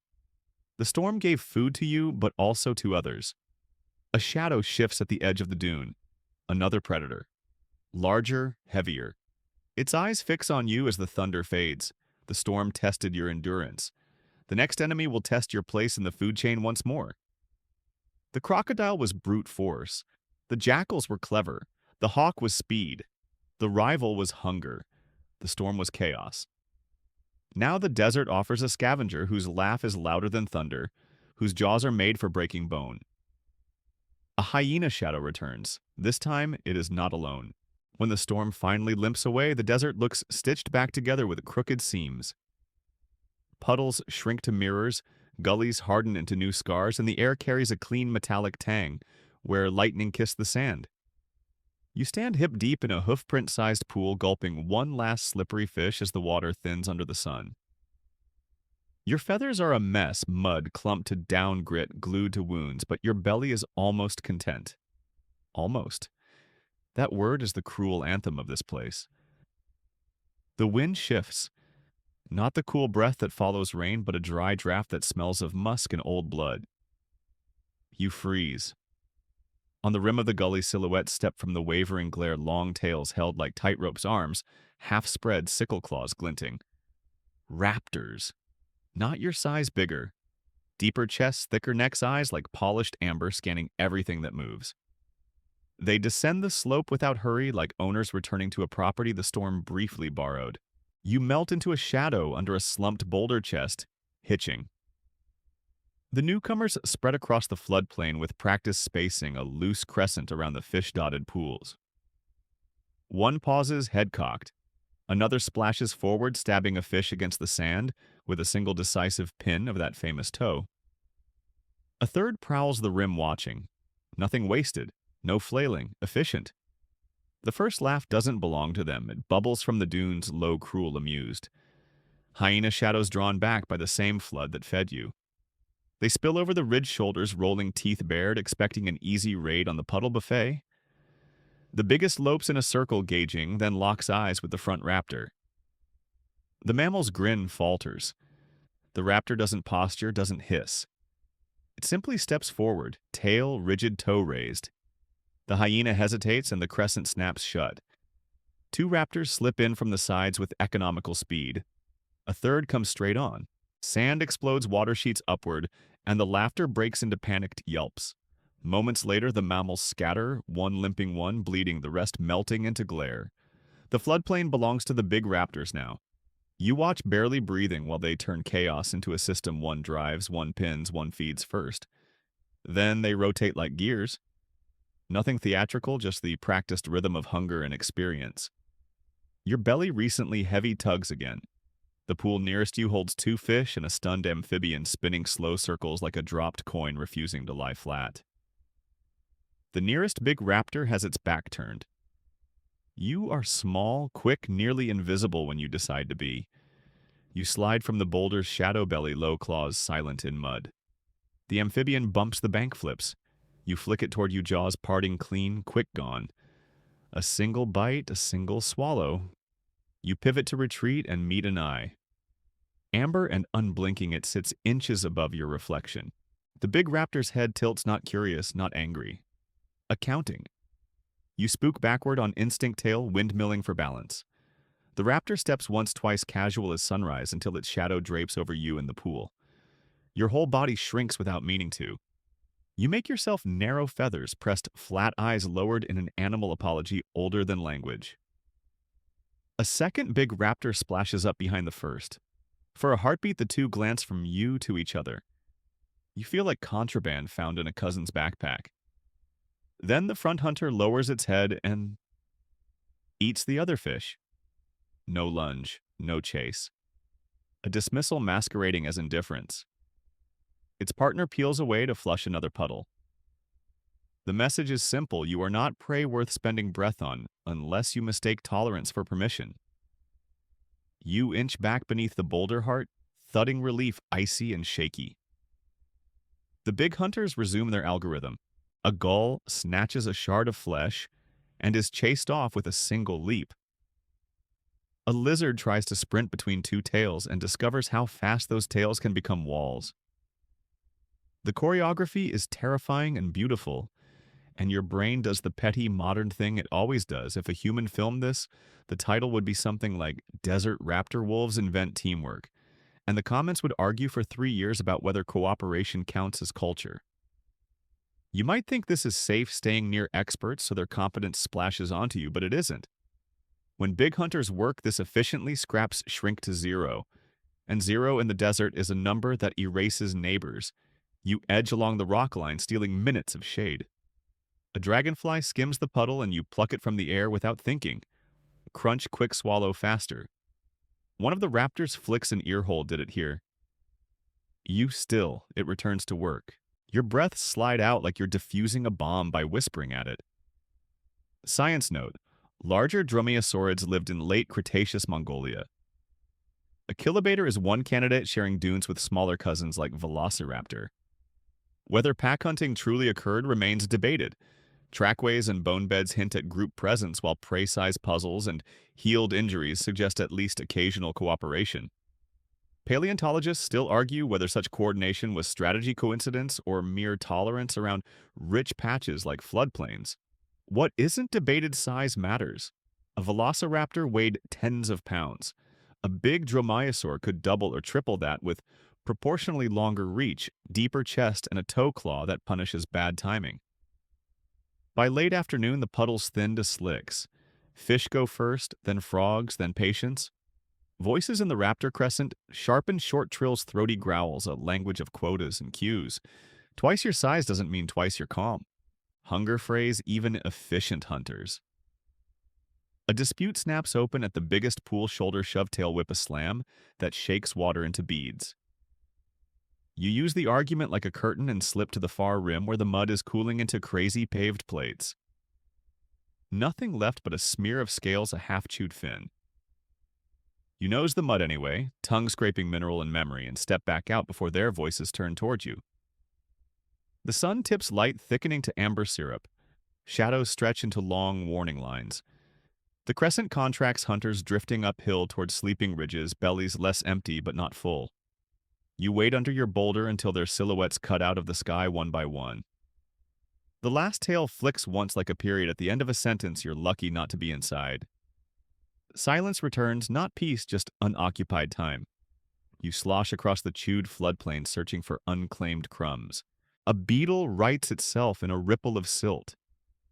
You take it gently, grateful for the insult of small calories. Your legs tremble with leftover fear and leftover water. When you look down, you can still see where a heavy toe pressed a perfect comma into the mud beside your earlier footprint. The punctuation of hierarchy drying fast. Night crawls up the dunes, cool and smelling faintly of wet grit, turning to dust again. You find a crack in a boulder and wedge yourself in ribs, groaning eyes already half closed. You review the day the way a tired mind replays a near miss the hyena, scatter the fish pin, the amber stare inches from your throat. You didn't win anything. You were simply permitted to continue. And yet continuing is the most valuable permission the desert grants. You might be wondering whether you'll ever be the big hunter in the crescent. Maybe. If bones knit correctly, if water appears when you need it, if 100 coin flips land on edge instead of heads or tails. But the desert writes its biographies in fossils, not dreams. The only way to reach tomorrow is to survive tonight. The air cools further. Stars punch through the last gauze of cloud. Something far off booms thunder's echo, or a dune face collapsing, or footsteps heavy enough to disguise themselves as geology. You press deeper into the crack feathers, settling heart, slowing to a patient drum. And just as sleep slides over your eyes, a new scent threads the night. Not musk, not mammal, not raptor. It is hot iron and rotten sweetness breath that smells like yesterday's sun baked inside a mouthful of knives. The ground quivers not with many feet but with one decision. The crescent has gone to roost. The pools have gone to memory. Now the desert brings a judge who doesn't argue about shares. A tyrannosaur steps into the floodplain, and the night grows teeth you can hear. Night loosens its grip on the dunes just enough for shapes to exist. You hold still in the boulder's crack, every breath a careful negotiation with the dark. The scent hits first, hot iron rancid sweetness, the breath of old meat reheated by a furnace. The ground doesn't merely thrum, it decides. A single footfall presses a shallow tide into the mud, and starlight shivers across it. The judge has arrived. It moves into view with the slow confidence of gravity. A tyrannosaur this desert's blunt instrument steps into the ruined floodplain head, swaying on a pillar of muscle tail stretched like a counterweight to its bad intentions. The puddles that fed you are now dull coins at its feet. It sniffs one, exhales, and the water wrinkles outward as though the night itself flinched. Behind the giant, the wind forgets to blow. You flatten further, a smear of shadow wedged under stone. Across the basin, the big dromaeosaurs freeze mid-prowl. Their crescent dissolves without a hiss, strategy replaced by arithmetic. One tyrannosaur is more than three of them added together. The nearest of the trio backs away with a low trill that means later. The tyrant doesn't look at them. It doesn't have to. Ownership radiates from its ribs. A gull tries to be brave. It skims low, testing the idea of theft. The tyrannosaur flicks its head once. Air cracks. The gull becomes a lesson and lands 30 paces away, trembling on a wing that forgot how to fly. No chase, no roar, just consequences. You don't move. You study and you listen because survival often begins as plagiarism. The tyrant's steps are surprisingly quiet for the size pad's sinking mud sighing. When it turns, the tail draws a dark line through starlight, a punctuation mark big enough to rewrite your life if you stand in the wrong sentence. A fly buzzes. The head pivots. The fly does not outlive the pivot. It finds what the storm left the swollen, half-buried carcass of a flood-drowned mammal, wedged in a new gully seam. The tyrant leans in, nips with laughably small forelimbs, not at all, and simply solves the problem with its mouth. Teeth meet bone. The sound is a damp knuckle of thunder. You feel it in your teeth before you hear it in your ears. A thread of saliva swings and snaps. The meat comes away with the casuality of tearing wet cloth. You might think the roar is the scary part, but it isn't. Silence is. Silence means it has no reason to announce itself to anything. Silence means everything nearby already belongs to it, including the air you're borrowing. The dromaeosaurs make distance like smoke, thin, graceful, gone. One glances back. You can't tell if the look means sorry or don't be stupid. You tuck your beak tighter against your chest and practice being inert. The tyrant eats with the efficiency of a crusher in a salvage yard. A bite, a clinch, a tilt of the skull, a heave that makes bone change shape into something that fits down a throat built for edits. The gully gives up echoes with every crush. Your heartbeat tries to harmonize and fails. Smell becomes its own weather grease, copper-wet leather, a drifting sweetness that clings to the tongue. Warm breath pushes dust across the basin in lazy pulses. When the tyrant lifts its head, strings of fiber glow briefly, then vanish against black jowls. The eye, when it turns your way, is not angry or curious. It is busy. You are a low-priority alert. Do not volunteer to be upgraded. The carcass shrinks. The tyrant grows stiller. Fullness relaxes its posture the way heat relaxes metal. It stands broadside to you and rolls a shoulder you could walk under. For a fraction of a second, sleep nudges the giant's lids. You could move now. You could slip from the crack, cross the basin, and find a new shadow, before dawn makes new debts. Your legs do not agree to this plan. Some ancient subroutine keeps you welded to the rock. If the sun hasn't signed for you yet, do not step into its office. The giant shifts. 1 foot lifts a planet reconsidering orbit, then settles again a few body lengths closer to your boulder. Mud lifts and pops in slow blisters. The tail swings a black beam humming over the pool you drank from. It could take the top off your hiding place by accident. Your body tries to shrink into dimensions the math doesn't allow. A tiny mercy interrupts on the far rim. The limping hyena that escaped the raptor crescent returns with 2 braver siblings. Hunger is an editor with poor impulse control. They creep toward the gully's leftovers, heads low, steps rehearsed in arrogance. The tyrant does not posture, it simply moves. A half step, a quarter turn, and a head strike that covers the kind of distance you usually measure in sprints. The nearest hyena becomes quiet under a foot the size of your world. The other 2 discover religion and bolt yelps, thinning into the dark. The foot lifts. The quiet remains. You swallow, but your throat is dry again. Thirst is simpler to solve than proximity. The tyrant resumes, lips peeling back from teeth that grew jobs instead of hobbies.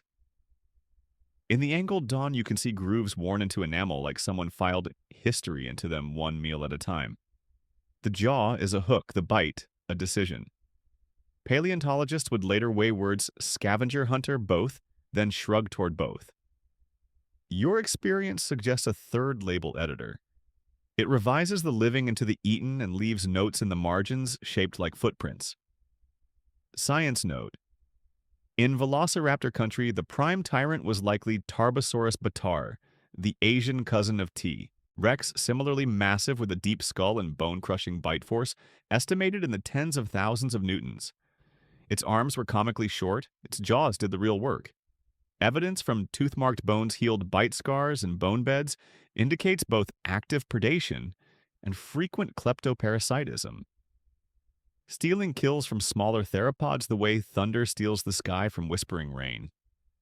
Sensory anatomy hints at powerful smell and vision making night raids, and long-distance scent tracking plausible in open dune fields. The sky unstitches from black into indigo. Stars gutter one by one. Cold thins. The first color in the dunes returns a faint, patch-dusting crest lines. The tyrant lifts its head, watches the light consider the basin, and makes the kind of choice only something large enough to ignore nuance can make it leaves. Not hurried, not wary done. The tail writes a last dark sentence in the air and erases itself behind a dune. Its tracks are bowls a hatchling could nap in. You count the bowls as if each one were a heartbeat you still have. You slide out of the crack on legs that feel like poorly tied sticks. Every joint remembers not moving and protests the promotion. The floodplain smells like wet ash and nickel. The carcass site is now a lesson in negative space. You nose the edges and find trimmings the editor missed a ribbon of tendon, a coin of fat pressed into mud. You take them with reverence, unfit for scraps, and feel the engine inside you cough back to life. You might think that after a tyrant leaves, the desert would offer a truce. It doesn't. Truces require sides to agree. The desert is a geometry, not a government. The puddles are almost gone, the fish already memory. The big raptors have shifted ranges.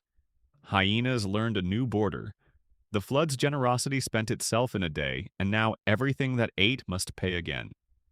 By mid-morning, the basin brightens into glare. Heat climbs your shins. You pick a line of shade from rock to rock, the way a careful mind picks facts in an argument, never stepping into the open if a comma will do. The world is quieter than yesterday and somehow more threatening. Hunger returns freshly sharpened by fullness that didn't last. Water deserts the low places as if offended it ever visited. You climb a ridge to watch the wind erase the tyrant's bowls, each one shallowing into rumor. Beyond them, the dunes run unbroken to a horizon that doesn't promise anything. Your body hums with new aches, your belly hums with old needs.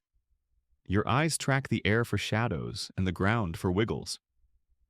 Nothing obliges. The desert reverts to its favorite enemy, nothing. The Tyrannosaur tested your ability to be invisible. Now the land will test your ability to be patient. The flood is over, the pantry is closed. The next long chapter has a simple title and cruel margins. Starving days begin. Morning is colorless again. The dunes the same tired bones under a thin skin of light. Wind combs the crest smooth like someone tidying a room no one can afford to live in. Your belly is hollowed out, not just empty, but echoing, every step ringing inside you. The floodplain is a scab now cracked, mud-fly-thin puddles the tyrant's bowls, caving back into anonymity. Starving days do not announce themselves. They just start and keep starting. You work the old paths because hope is lazy. First the trench where fish once spun like dropped coins. Now it offers dragonflies that know you're slow. Then the rim where the big dromaeosaurs formed their crescent. Only tail drag scribbles and a single shed feather remained light as a lie. You nose the mud where tendon and fat used to be and get dust for your trouble. It's like opening the fridge every 5 minutes hoping new food spawned in the dark. It didn't. You angle toward the stony outcrops that break the dunes' ragged shelves, where shade pools and lizards sometimes sunbathe themselves into mistakes. Your steps are careful to the point of superstition. Avoid the bright patches. Hawks remember skirt. The wind ripples. Snakes lay there, pause before every corner. Jackals love corners. A beetle crosses your path and you lift it delicately. Feel the crunch swallow. Calories in a minor key. You hunt the way a phone hunts.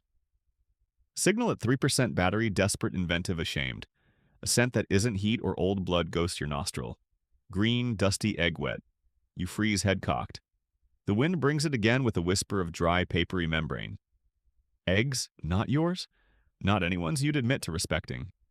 Your feet move before the part of you that cares about consequences can object. The outcrops huddle into a low amphitheater, its floor cupped from wind, its walls scribbled with claw marks and horn scrapes. At the center, a scraped bowl lined with plant shards, shallow and mean and perfect. Inside it, mottled ovals wearing powder like old makeup. Protoceratops, you think. The squat beak things with bulldog faces that travel in cranky herds. You slide into the bowl like a shadow learning manners. The first egg thumps when you nudge it heavier than your wont. The second rocks a faint peep, tapping from inside. You hesitate, which is a luxury starvation usually cancels. You pick the unpeeping one. Your big toe anchors it. Your teeth pry the shell serrations, snagging membrane. The taste hits albumin, rawness, iron thread, faint plant milk, and your eyes go quiet with relief. Salt licks your tongue you didn't know it needed. For a minute, you are not an idea about to end. You are a body being obeyed. Then the air changes the way a room changes when someone who pays the rent walks in. You look up with egg on your snout and meet a face built to argue with stone. The mother is smaller than a tyrant, smaller than a dromaeosaur even, but she is not small. Neck thick as a post horn, stubby but committed beak, scissored like two mistakes grinding truth between them. Her pupils pin on you. The ground hums with a second set of footfalls, another adult or an older sibling or an uncle with opinions. You swallow fast and it feels like swallowing your name. You pivot out of the bowl, tail stiff, claws high. She charges short, a warning bound, and snorts a dust cloud that smells like roots and threat. You sidestep light the way you practiced in dreams where you aren't starving. She plants herself over the nest's shoulders, forward beak, tilted the universal gesture for come try me. You try her. You dart in toe, raise, slash for her forelimb, where the scales thin. She blocks with a shrug that is also a wall. Your claw skitters, her head whips, the beak clips feathers from your neck with a biter's laugh. You backdance circling, she mirrors. The second adult takes your flank. Nest guardianship is a duet. You are the heckler who forgot there were two mics. The bowl is behind them now, a prize receding like cell service in the desert. You fake right leap, left rake the closer adult's knee. The claw bites and he bellows, staggering. You slip past shoulder breadths of fury and plant a foot inside the bowl again, mind deleting everything but oval shapes and shell. Your teeth find another. Your body shouts yes. The world shouts no. The mother is already there. Beak meets your forearm. Pressure explodes like dropping a rock on a stick of dry kindling. Pain clears whatever doubt hunger left. You squeal, not delicate, and strike blind your toe, carving a long line down her cheek. Blood jets in polite pulses. She rears, slamming one shoulder into you. You pinwheel backward, tumble into the dry grass that makes the nest look intentional. The second adult is there, instantly trying to turn you into a lesson. You twist under him, slash the belly where his scales scale down to vulnerability, and he jumps back with a scream that tastes like victory you can't afford to celebrate. The amphitheater amplifies the chaos. Sand spits, rocks clack. Peeping inside the eggs accelerates like a drum line at a bad wedding. Dust coats your tongue, turning your saliva to paste. Heat shoves at your eyes until tears come without empathy. Your injured forearm throbs in time with the mother's face, both of you leaking proof that this is not a cartoon. You might think this is the moment to disengage, eat your pride, not their children, but hunger makes you brave in the stupid way. You dive for a third oval because the first two were not choices but policies. The mother doesn't go for your throat. She goes for your foot, the sickle that writes your arguments. Her beak clamps it, and the universe shrinks to a hinge and a blade. You kick not smart and feel tendon strain with a cello strings plea. Panic that always present roommate moves in with furniture. If she breaks the toe, your future is something with fewer verbs. The second adult body checks her not on your behalf but to keep the battle off the nest. They bark and shove, the bowl tilts under their weight. An egg rolls cracks and a wet face pokes out blinking at war like a citizen at a parade they didn't plan to attend. Your chest squeezes around something old, call it empathy, call it a memory of being a peep in a shell, and you do something wildly off-brand. You flick the broken shell with your snout, nudging the chick free of a shard that would have cut it. The chick sneezes egg and collapses against its sibling. You hiss at yourself. Hunger hates metafiction. The guardians realign fast. The mother eyes you, blood threading down her cheek into the dust. Not thanks, not mercy. Accounting like before with the big raptor's amber stare. She decides you're not worth a maimed leg plus a stolen childhood. She lunges not to kill you, but to move you. You let yourself be moved. You shoot the gap between her forelimbs before she can recalculate and sprint for the amphitheater lip-tail flat body low. The second adult swipes a horn across your flank, and the world whiteouts, then returns. You scramble up rock like a bad idea that somehow sticks. You crest the rim and collapse in the lee of a boulder, panting so hard it sours the air. Your forearm radiates pain in clear weather. Your toe bleeds and trickles that write a small river map down the rock. You lick it not because it helps, but because it is something to do, other than remember the beak closing on your future. Your tongue finds grit iron dust. The sky is hard blue, judgmental as a spreadsheet. Down in the bowl, the mother settles chest heaving, and the unhatched eggs quiet under her heat. The injured adult limps, then lowers himself as a half wall. You listen to the chick peep again, more certain this time, like a phone rebooting after a crash. Science note: Velociraptor's world in the Jadocta and nearby formations appears semi-arid, with wind-blown dune deposits, ephemeral streams, and scattered oases.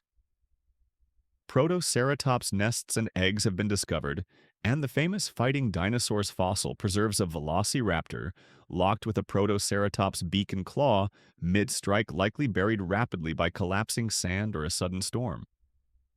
Whether raptors routinely raided nests is unproven, but small theropods opportunistically eating eggs fits both anatomy, grasping hands, slashing toe, and ecology, scarce resources in desert margins.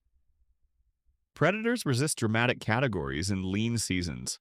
Hunter, scavenger, thief, whatever keeps the engine running. Heat leans in again. Your wounds tattle each time you flex. You rise because stillness is a luxury that audits your bones. Every step is a negotiation. Your toe signs reluctantly. You limp along the ridge, keeping to the narrow ribbon of shade that stitches crag to crag. Hunger isn't gone, just less loud, like a neighbor who turned down the stereo but left it on. You pass a dried scorpion husk and eat it anyway. It tastes like a bad idea that at least has calories. It's like chewing a bag of toothpicks to pretend you had lunch.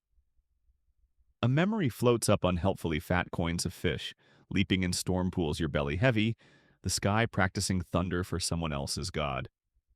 That was a different chapter in the same book. The callback stings, then steadies you. You survived the storm and the editor who came after. You can survive the audit that follows. You might think the desert is trying to teach you something profound about restraint and cycles. It isn't. It just keeps writing the same test until bodies fail or adapt.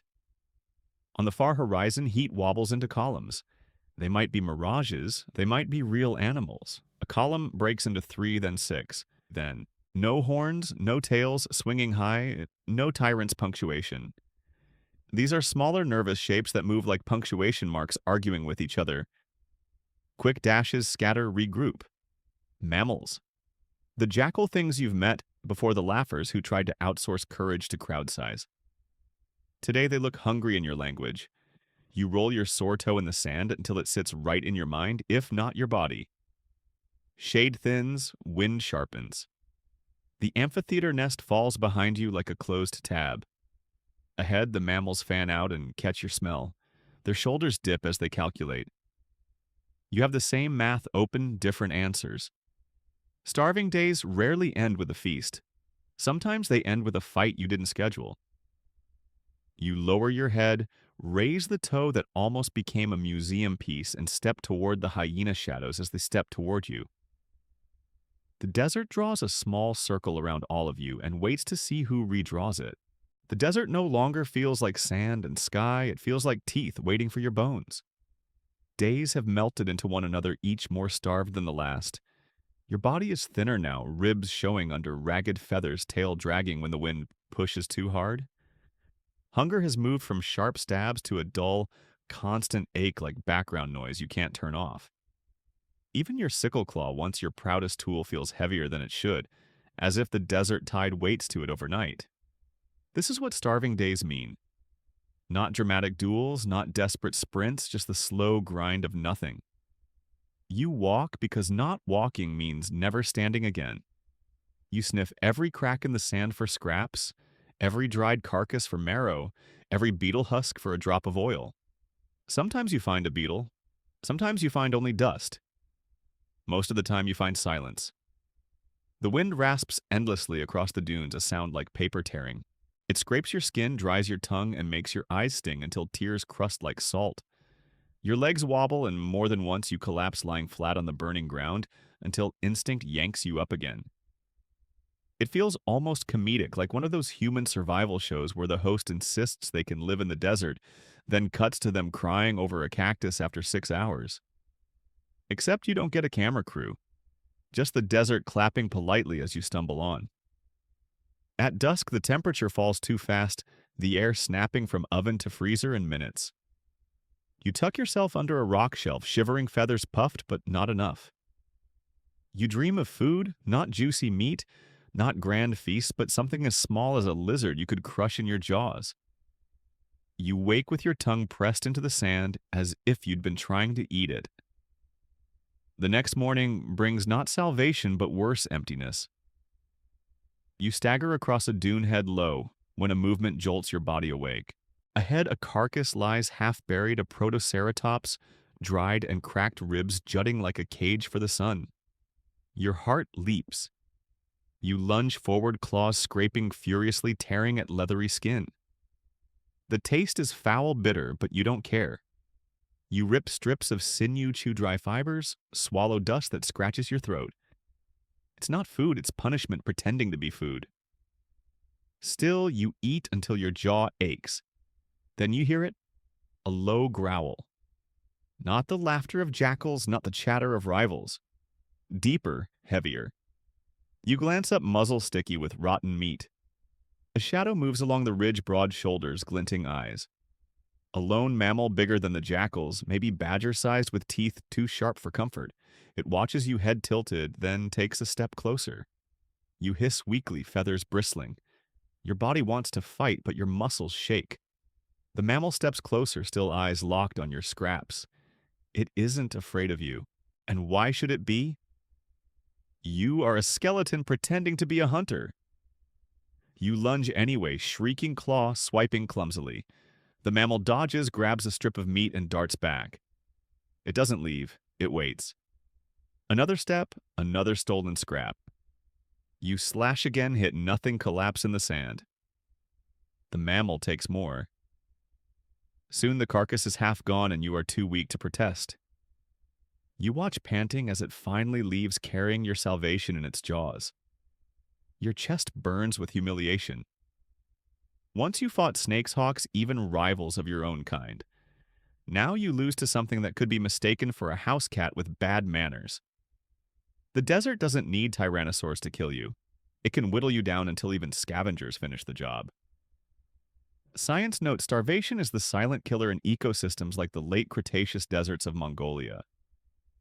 Fossil evidence suggests many raptors died not in battles but from slow decline, malnutrition, disease, or dehydration. Carcass competition with mammals, lizards, and even insects would have been brutal. Survival wasn't about strength alone, but timing, being at the carcass first and defending it long enough to eat.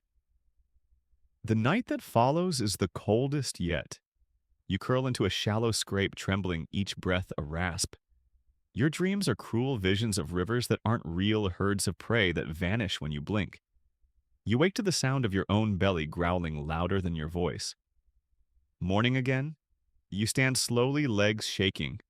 The desert stretches on endless, pitiless. You drag yourself forward, each step a war.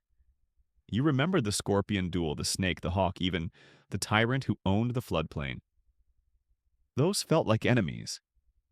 This nothing is worse. But the desert is not finished. As you stagger to the ridge, you see movement below. Dust swirls around heavy feet and the air thrums with thunder. A herd approaches, not giants this time, not sauropods, but a group of small hadrosaurs grazing along the dry scrub. Prey. Real prey. Your claws flex. Hunger roars louder than weakness. The desert has starved you nearly to death, but it may yet offer a test. The starving days are not just about suffering. They are about deciding whether you will vanish quietly or gamble everything on one last hunt. The herd comes into view slowly, almost as if the desert is teasing you. Their shadows stretch long across the sand, hadrosaurs, mid-sized plant eaters with duck-like beaks and twitching tails. They shuffle together, heads bobbing as they strip dry shrubs. Their calls are low and nasal murmurs that carry in the still morning air. To them, this is just another day of chewing through plants and fending off the heat. To you, it is everything. Your body trembles not just from weakness, but from a surge of savage clarity. Food. At last, food that breathes, food that bleeds. Your ribs ache, your claws feel heavy, yet your mind screams one word again and again: hunt. You crouch low, belly scraping sandtail stretched straight. Every step is shaky but deliberate, like a gambler putting down their last coin. You know the odds are terrible, but when the prize is survival, odds don't matter. The wind shifts, your scent drifts toward the herd. A few heads jerk up, black eyes scanning. They snort, shuffle, then return to feeding. Luck is with you for now. You creep closer, muscles coiling as much as your starved frame allows. The sun climbs higher, burning your back, but you ignore it. Hunger burns hotter. You lunge. Your claws dig into the flank of the nearest hadrosaur. It bellows, kicking violently. The sound echoes across the dunes, scattering birds into the sky. Dust erupts as the herd panics, stampeding in a chaotic swirl of tails and hooves. You cling desperately, your jaws clamping onto rough hide. The taste of fresh blood explodes on your tongue, copper-hot alive. It is intoxicating. But the prey is strong. It thrashes, muscles rippling, trying to shake you off. You rake with your sickle claw, tearing shallow gashes, but your strength is too thin. The hadrosaur bucks and you are thrown into the sand, rolling hard. Pain shoots up your spine. You scramble up, coughing grit, and charge again. The herd is already fleeing a storm of bodies, vanishing into the dunes. Only the wounded one lingers, limping, blood dripping in a trail that paints the sand. You stagger after it, heart-pounding, lungs screaming. The chase is clumsy, desperate. Each stride feels like knives in your muscles. But you refuse to stop. This is the moment, win now or fade into bones. You leap again, latching onto its hind leg. Your claws sink deep, your jaws clamp hard. The hadrosaur stumbles, collapses to one knee. You bite again, tearing flesh. Blood floods your mouth, hot and thick. The prey bellows, thrashes, but its strength falters. With one final snap of your jaws, the fight ends.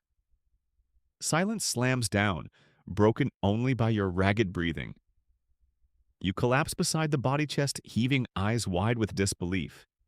You did it. Against the desert, against your weakness, against all odds, you brought down real prey.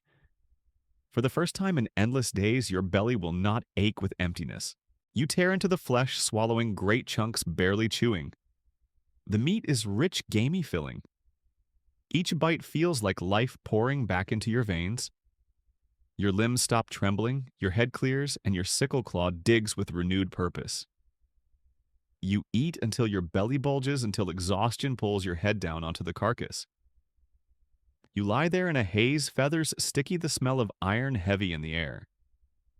You might think victory is safety, but the desert doesn't allow such luxuries. Scavengers already circle. Jackal shadows creep at the edges, eyes gleaming, noses twitching. A pterosaur screeches above wings, casting fleeting shade. Even the wind seems to whisper that your kill is not yours alone. You lift your head, blood dripping from your snout, and hiss. The scavengers hesitate. They know you are not done yet. For a little while longer, this feast is yours. You gorge again, storing strength for battles yet to come. The desert won't let you keep the carcass, but it cannot take away what is already inside you.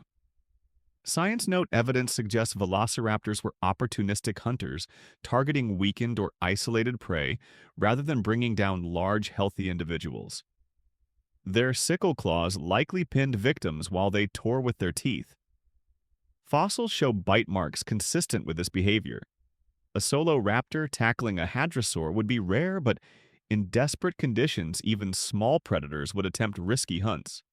By evening, the carcass is mostly stripped. Bones jut from the sand like broken spears, flesh picked clean by your jaws, and whatever scraps the scavengers dared to steal. Your belly is full, but your body aches from the fight. You limp to a nearby dune, curling into its lee as the stars emerge. The desert night is cool, quiet, almost gentle. For the first time in a long while, you drift into sleep without hunger gnawing at your ribs. Dreams come vivid and strange. Dreams of rivers that never dry, of herds that never scatter, of a sky without hawks. You dream of safety, though you know such a thing doesn't exist. You wake to dawn light, brushing your feathers, belly still heavy.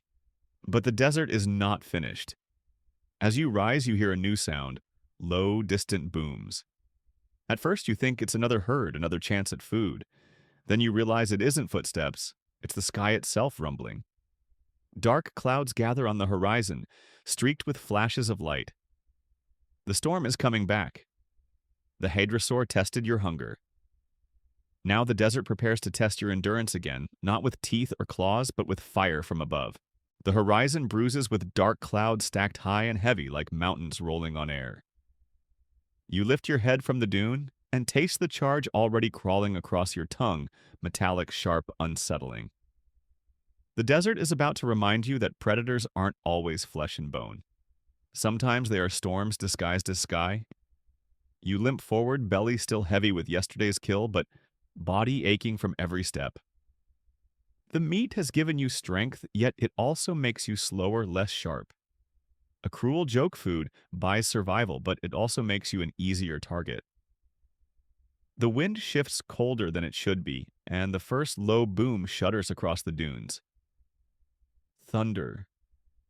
You remember the last storm? The flood that nearly drowned you in a trench lightning that turned sand into glass. The callback makes your feathers prickle. This time, you know the script. The desert is about to erase itself and write new dangers. The light fades, though the sun is still climbing. Shadows blur. The sky churns. You find a shallow hollow between two rocks and press yourself inside, tail-tucked claws scraping instinctively for grip. The wind rises, whipping sand into your feathers, stabbing your eyes. It howls like a predator with no mouth, rattling every stone. Lightning cracks. Not far, not safe. The bolt hammers into a dune and the sand erupts into a shower of sparks and molten glass. The flash sears your vision, leaving white ghosts dancing in your sight. Thunder follows instantly, so loud your bones ache. You flatten lower beak pressed into the grit. The rain comes next, sudden and violent. Fat drops smack your back, soaking feathers until they cling heavy against your skin. The sand, thirsty and stubborn, fights the water for seconds, then gives up. Rivulets carve through the dunes, racing, joining, swelling into streams. The hollow you chose becomes a trap, water rising fast around your claws. You squeal, scrambling upward, wings flaring uselessly as the current grabs your legs. You claw your way onto a rock, dripping, trembling. Below, the hollow becomes a miniature river, dragging pebbles, twigs, and unlucky insects away in a slurry. You watch it churn, your reflection breaking apart in the ripples. The memory of almost drowning in the last flood jolts through you. This storm feels angrier, more determined. Another bolt slices the sky brighter than the last, spearing into a distant ridge. For a breathless moment, the world glows purple-white. The sound follows a roar so loud it feels like the desert itself cracked. You realize with a sick kind of awe that lightning can kill you just as easily as claws. If you're unlucky, you won't even know before your body is turned into a smoking outline on the sand. You crouch tighter, every feather soaked, every breath ragged. Hunger is forgotten now, replaced by the raw need to outlast. The rain lashes your face, fills your nostrils, drowns the world in white noise. Your body shivers not just from cold, but from the scale of it all. Yesterday you felt powerful, dragging down prey with your claws. Today you are a scrap of dust hoping not to be erased. Hours pass, or maybe minutes it's impossible to track. The storm rages, then falters, then rages again. At last the thunder grows more distant, the rain softens to a drizzle. You open one eye, then the other. The sky is still a roiling gray, but light seeps through in streaks. The desert has changed again. The dunes are carved into strange gullies and ridges, water trickling through them like veins. Pools gleam in the low places, temporary mirrors of the storm. The air smells raw and sharp, full of ozone and mud. You slide down from the rock paws, sinking into soft, waterlogged sand. You stumble to one of the pools and drink greedily. The water tastes of dirt and ash, but it cools your throat, soothes the burn of days of dust.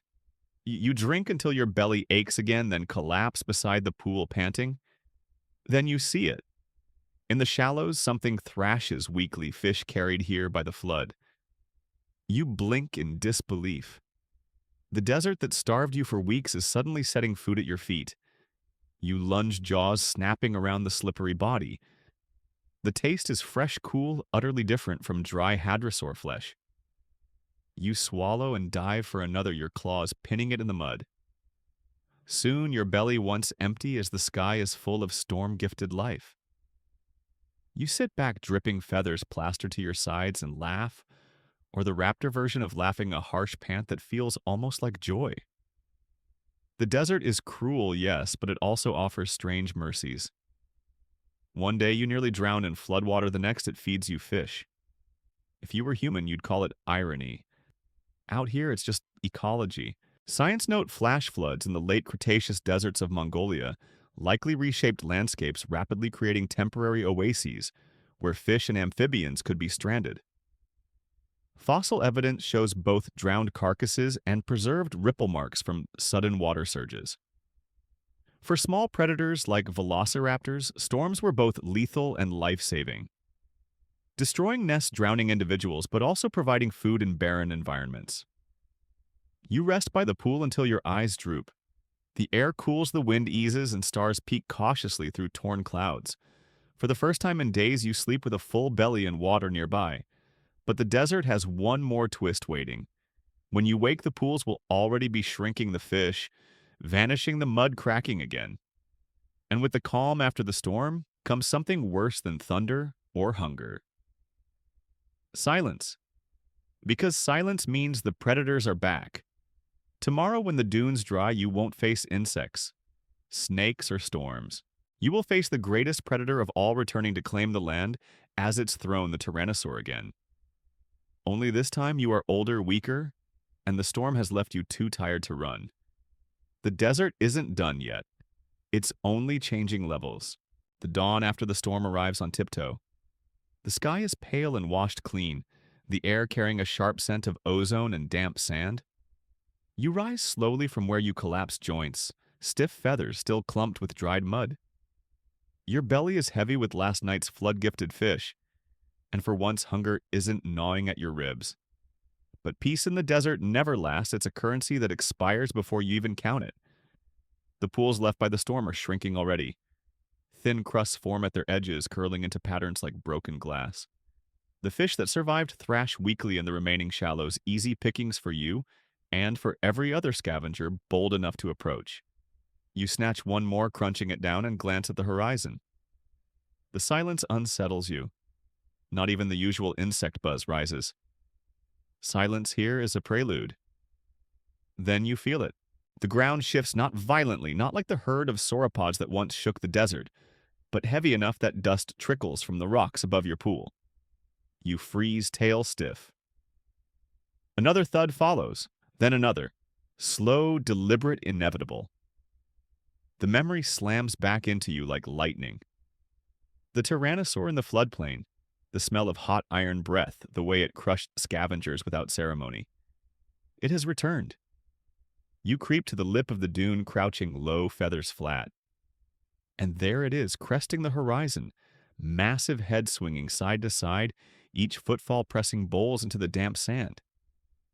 Its hide is streaked with dried mud, its jaw glistens faintly with old blood. It doesn't need to announce itself. Its size is the announcement. The desert has brought back its judge.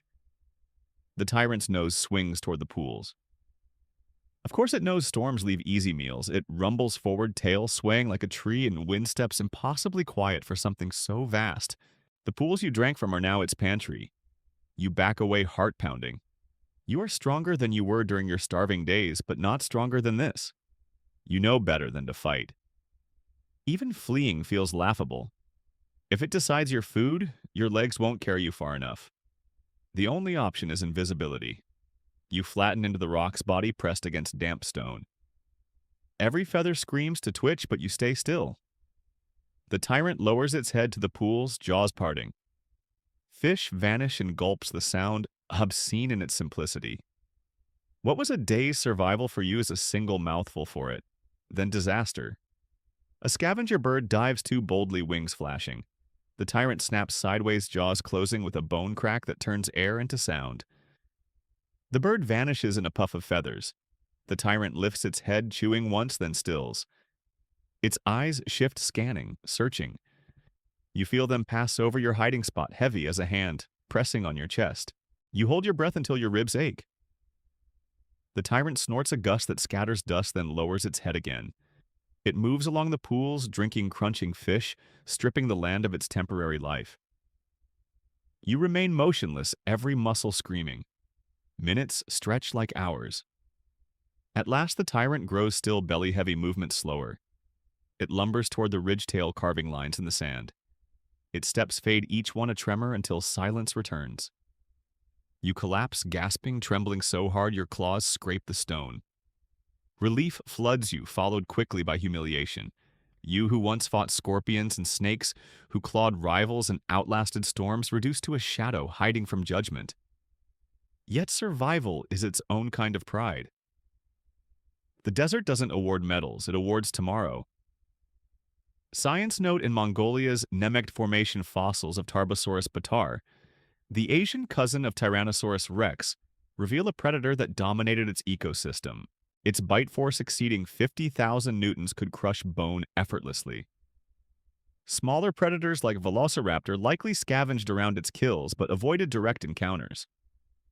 Fossil sites often show prey and scavenger bones with tyrannosaur tooth marks, a reminder of who owned the top tier of the food chain. You wait long after the tyrant leaves, every nerve expecting it to return. Only when the sun climbs higher, baking the last puddles into cracked crust, do you rise. The pools are gone. The fish are gone. The tyrant has stripped the desert bare again. You limp onward, belly still holding enough to keep you moving. The dunes stretch endless, shimmering under the midday heat. Each step feels like a dare. How long? Until the desert finds a new way to test you. You remember the scorpion's sting, the snake's coil, the hawk's shadow, the rival's claw, the storm's flood, the tyrant's silence. Each was a chapter, each a level. You wonder if there's an end to the game or if the desert simply plays until you stop. By evening, exhaustion pins your body again.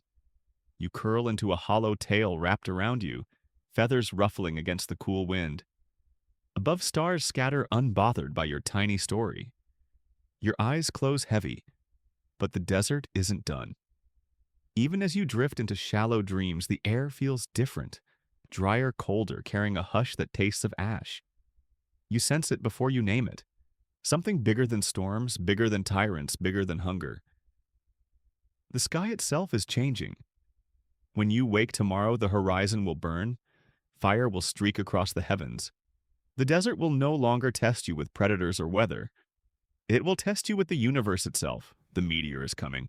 The morning light doesn't arrive soft this time, it arrives fractured. The sky has turned a strange color, a dirty orange tinged with gray, as though the desert itself has decided to hold its breath. You lift your head from the shallow, hollow feathers stiff with sand and immediately sense it. The silence isn't just the usual predator's pause. This silence is bigger. It feels heavy, pressed into your skin, vibrating in your ribs. You stagger, upright legs trembling, tail dragging. Hunger is back, sharp and insistent, but even your belly knows it is not the main problem today. The horizon glows faintly, a shimmer too bright for morning. too steady for lightning. It is as if a new sun is trying to claw its way through the sky.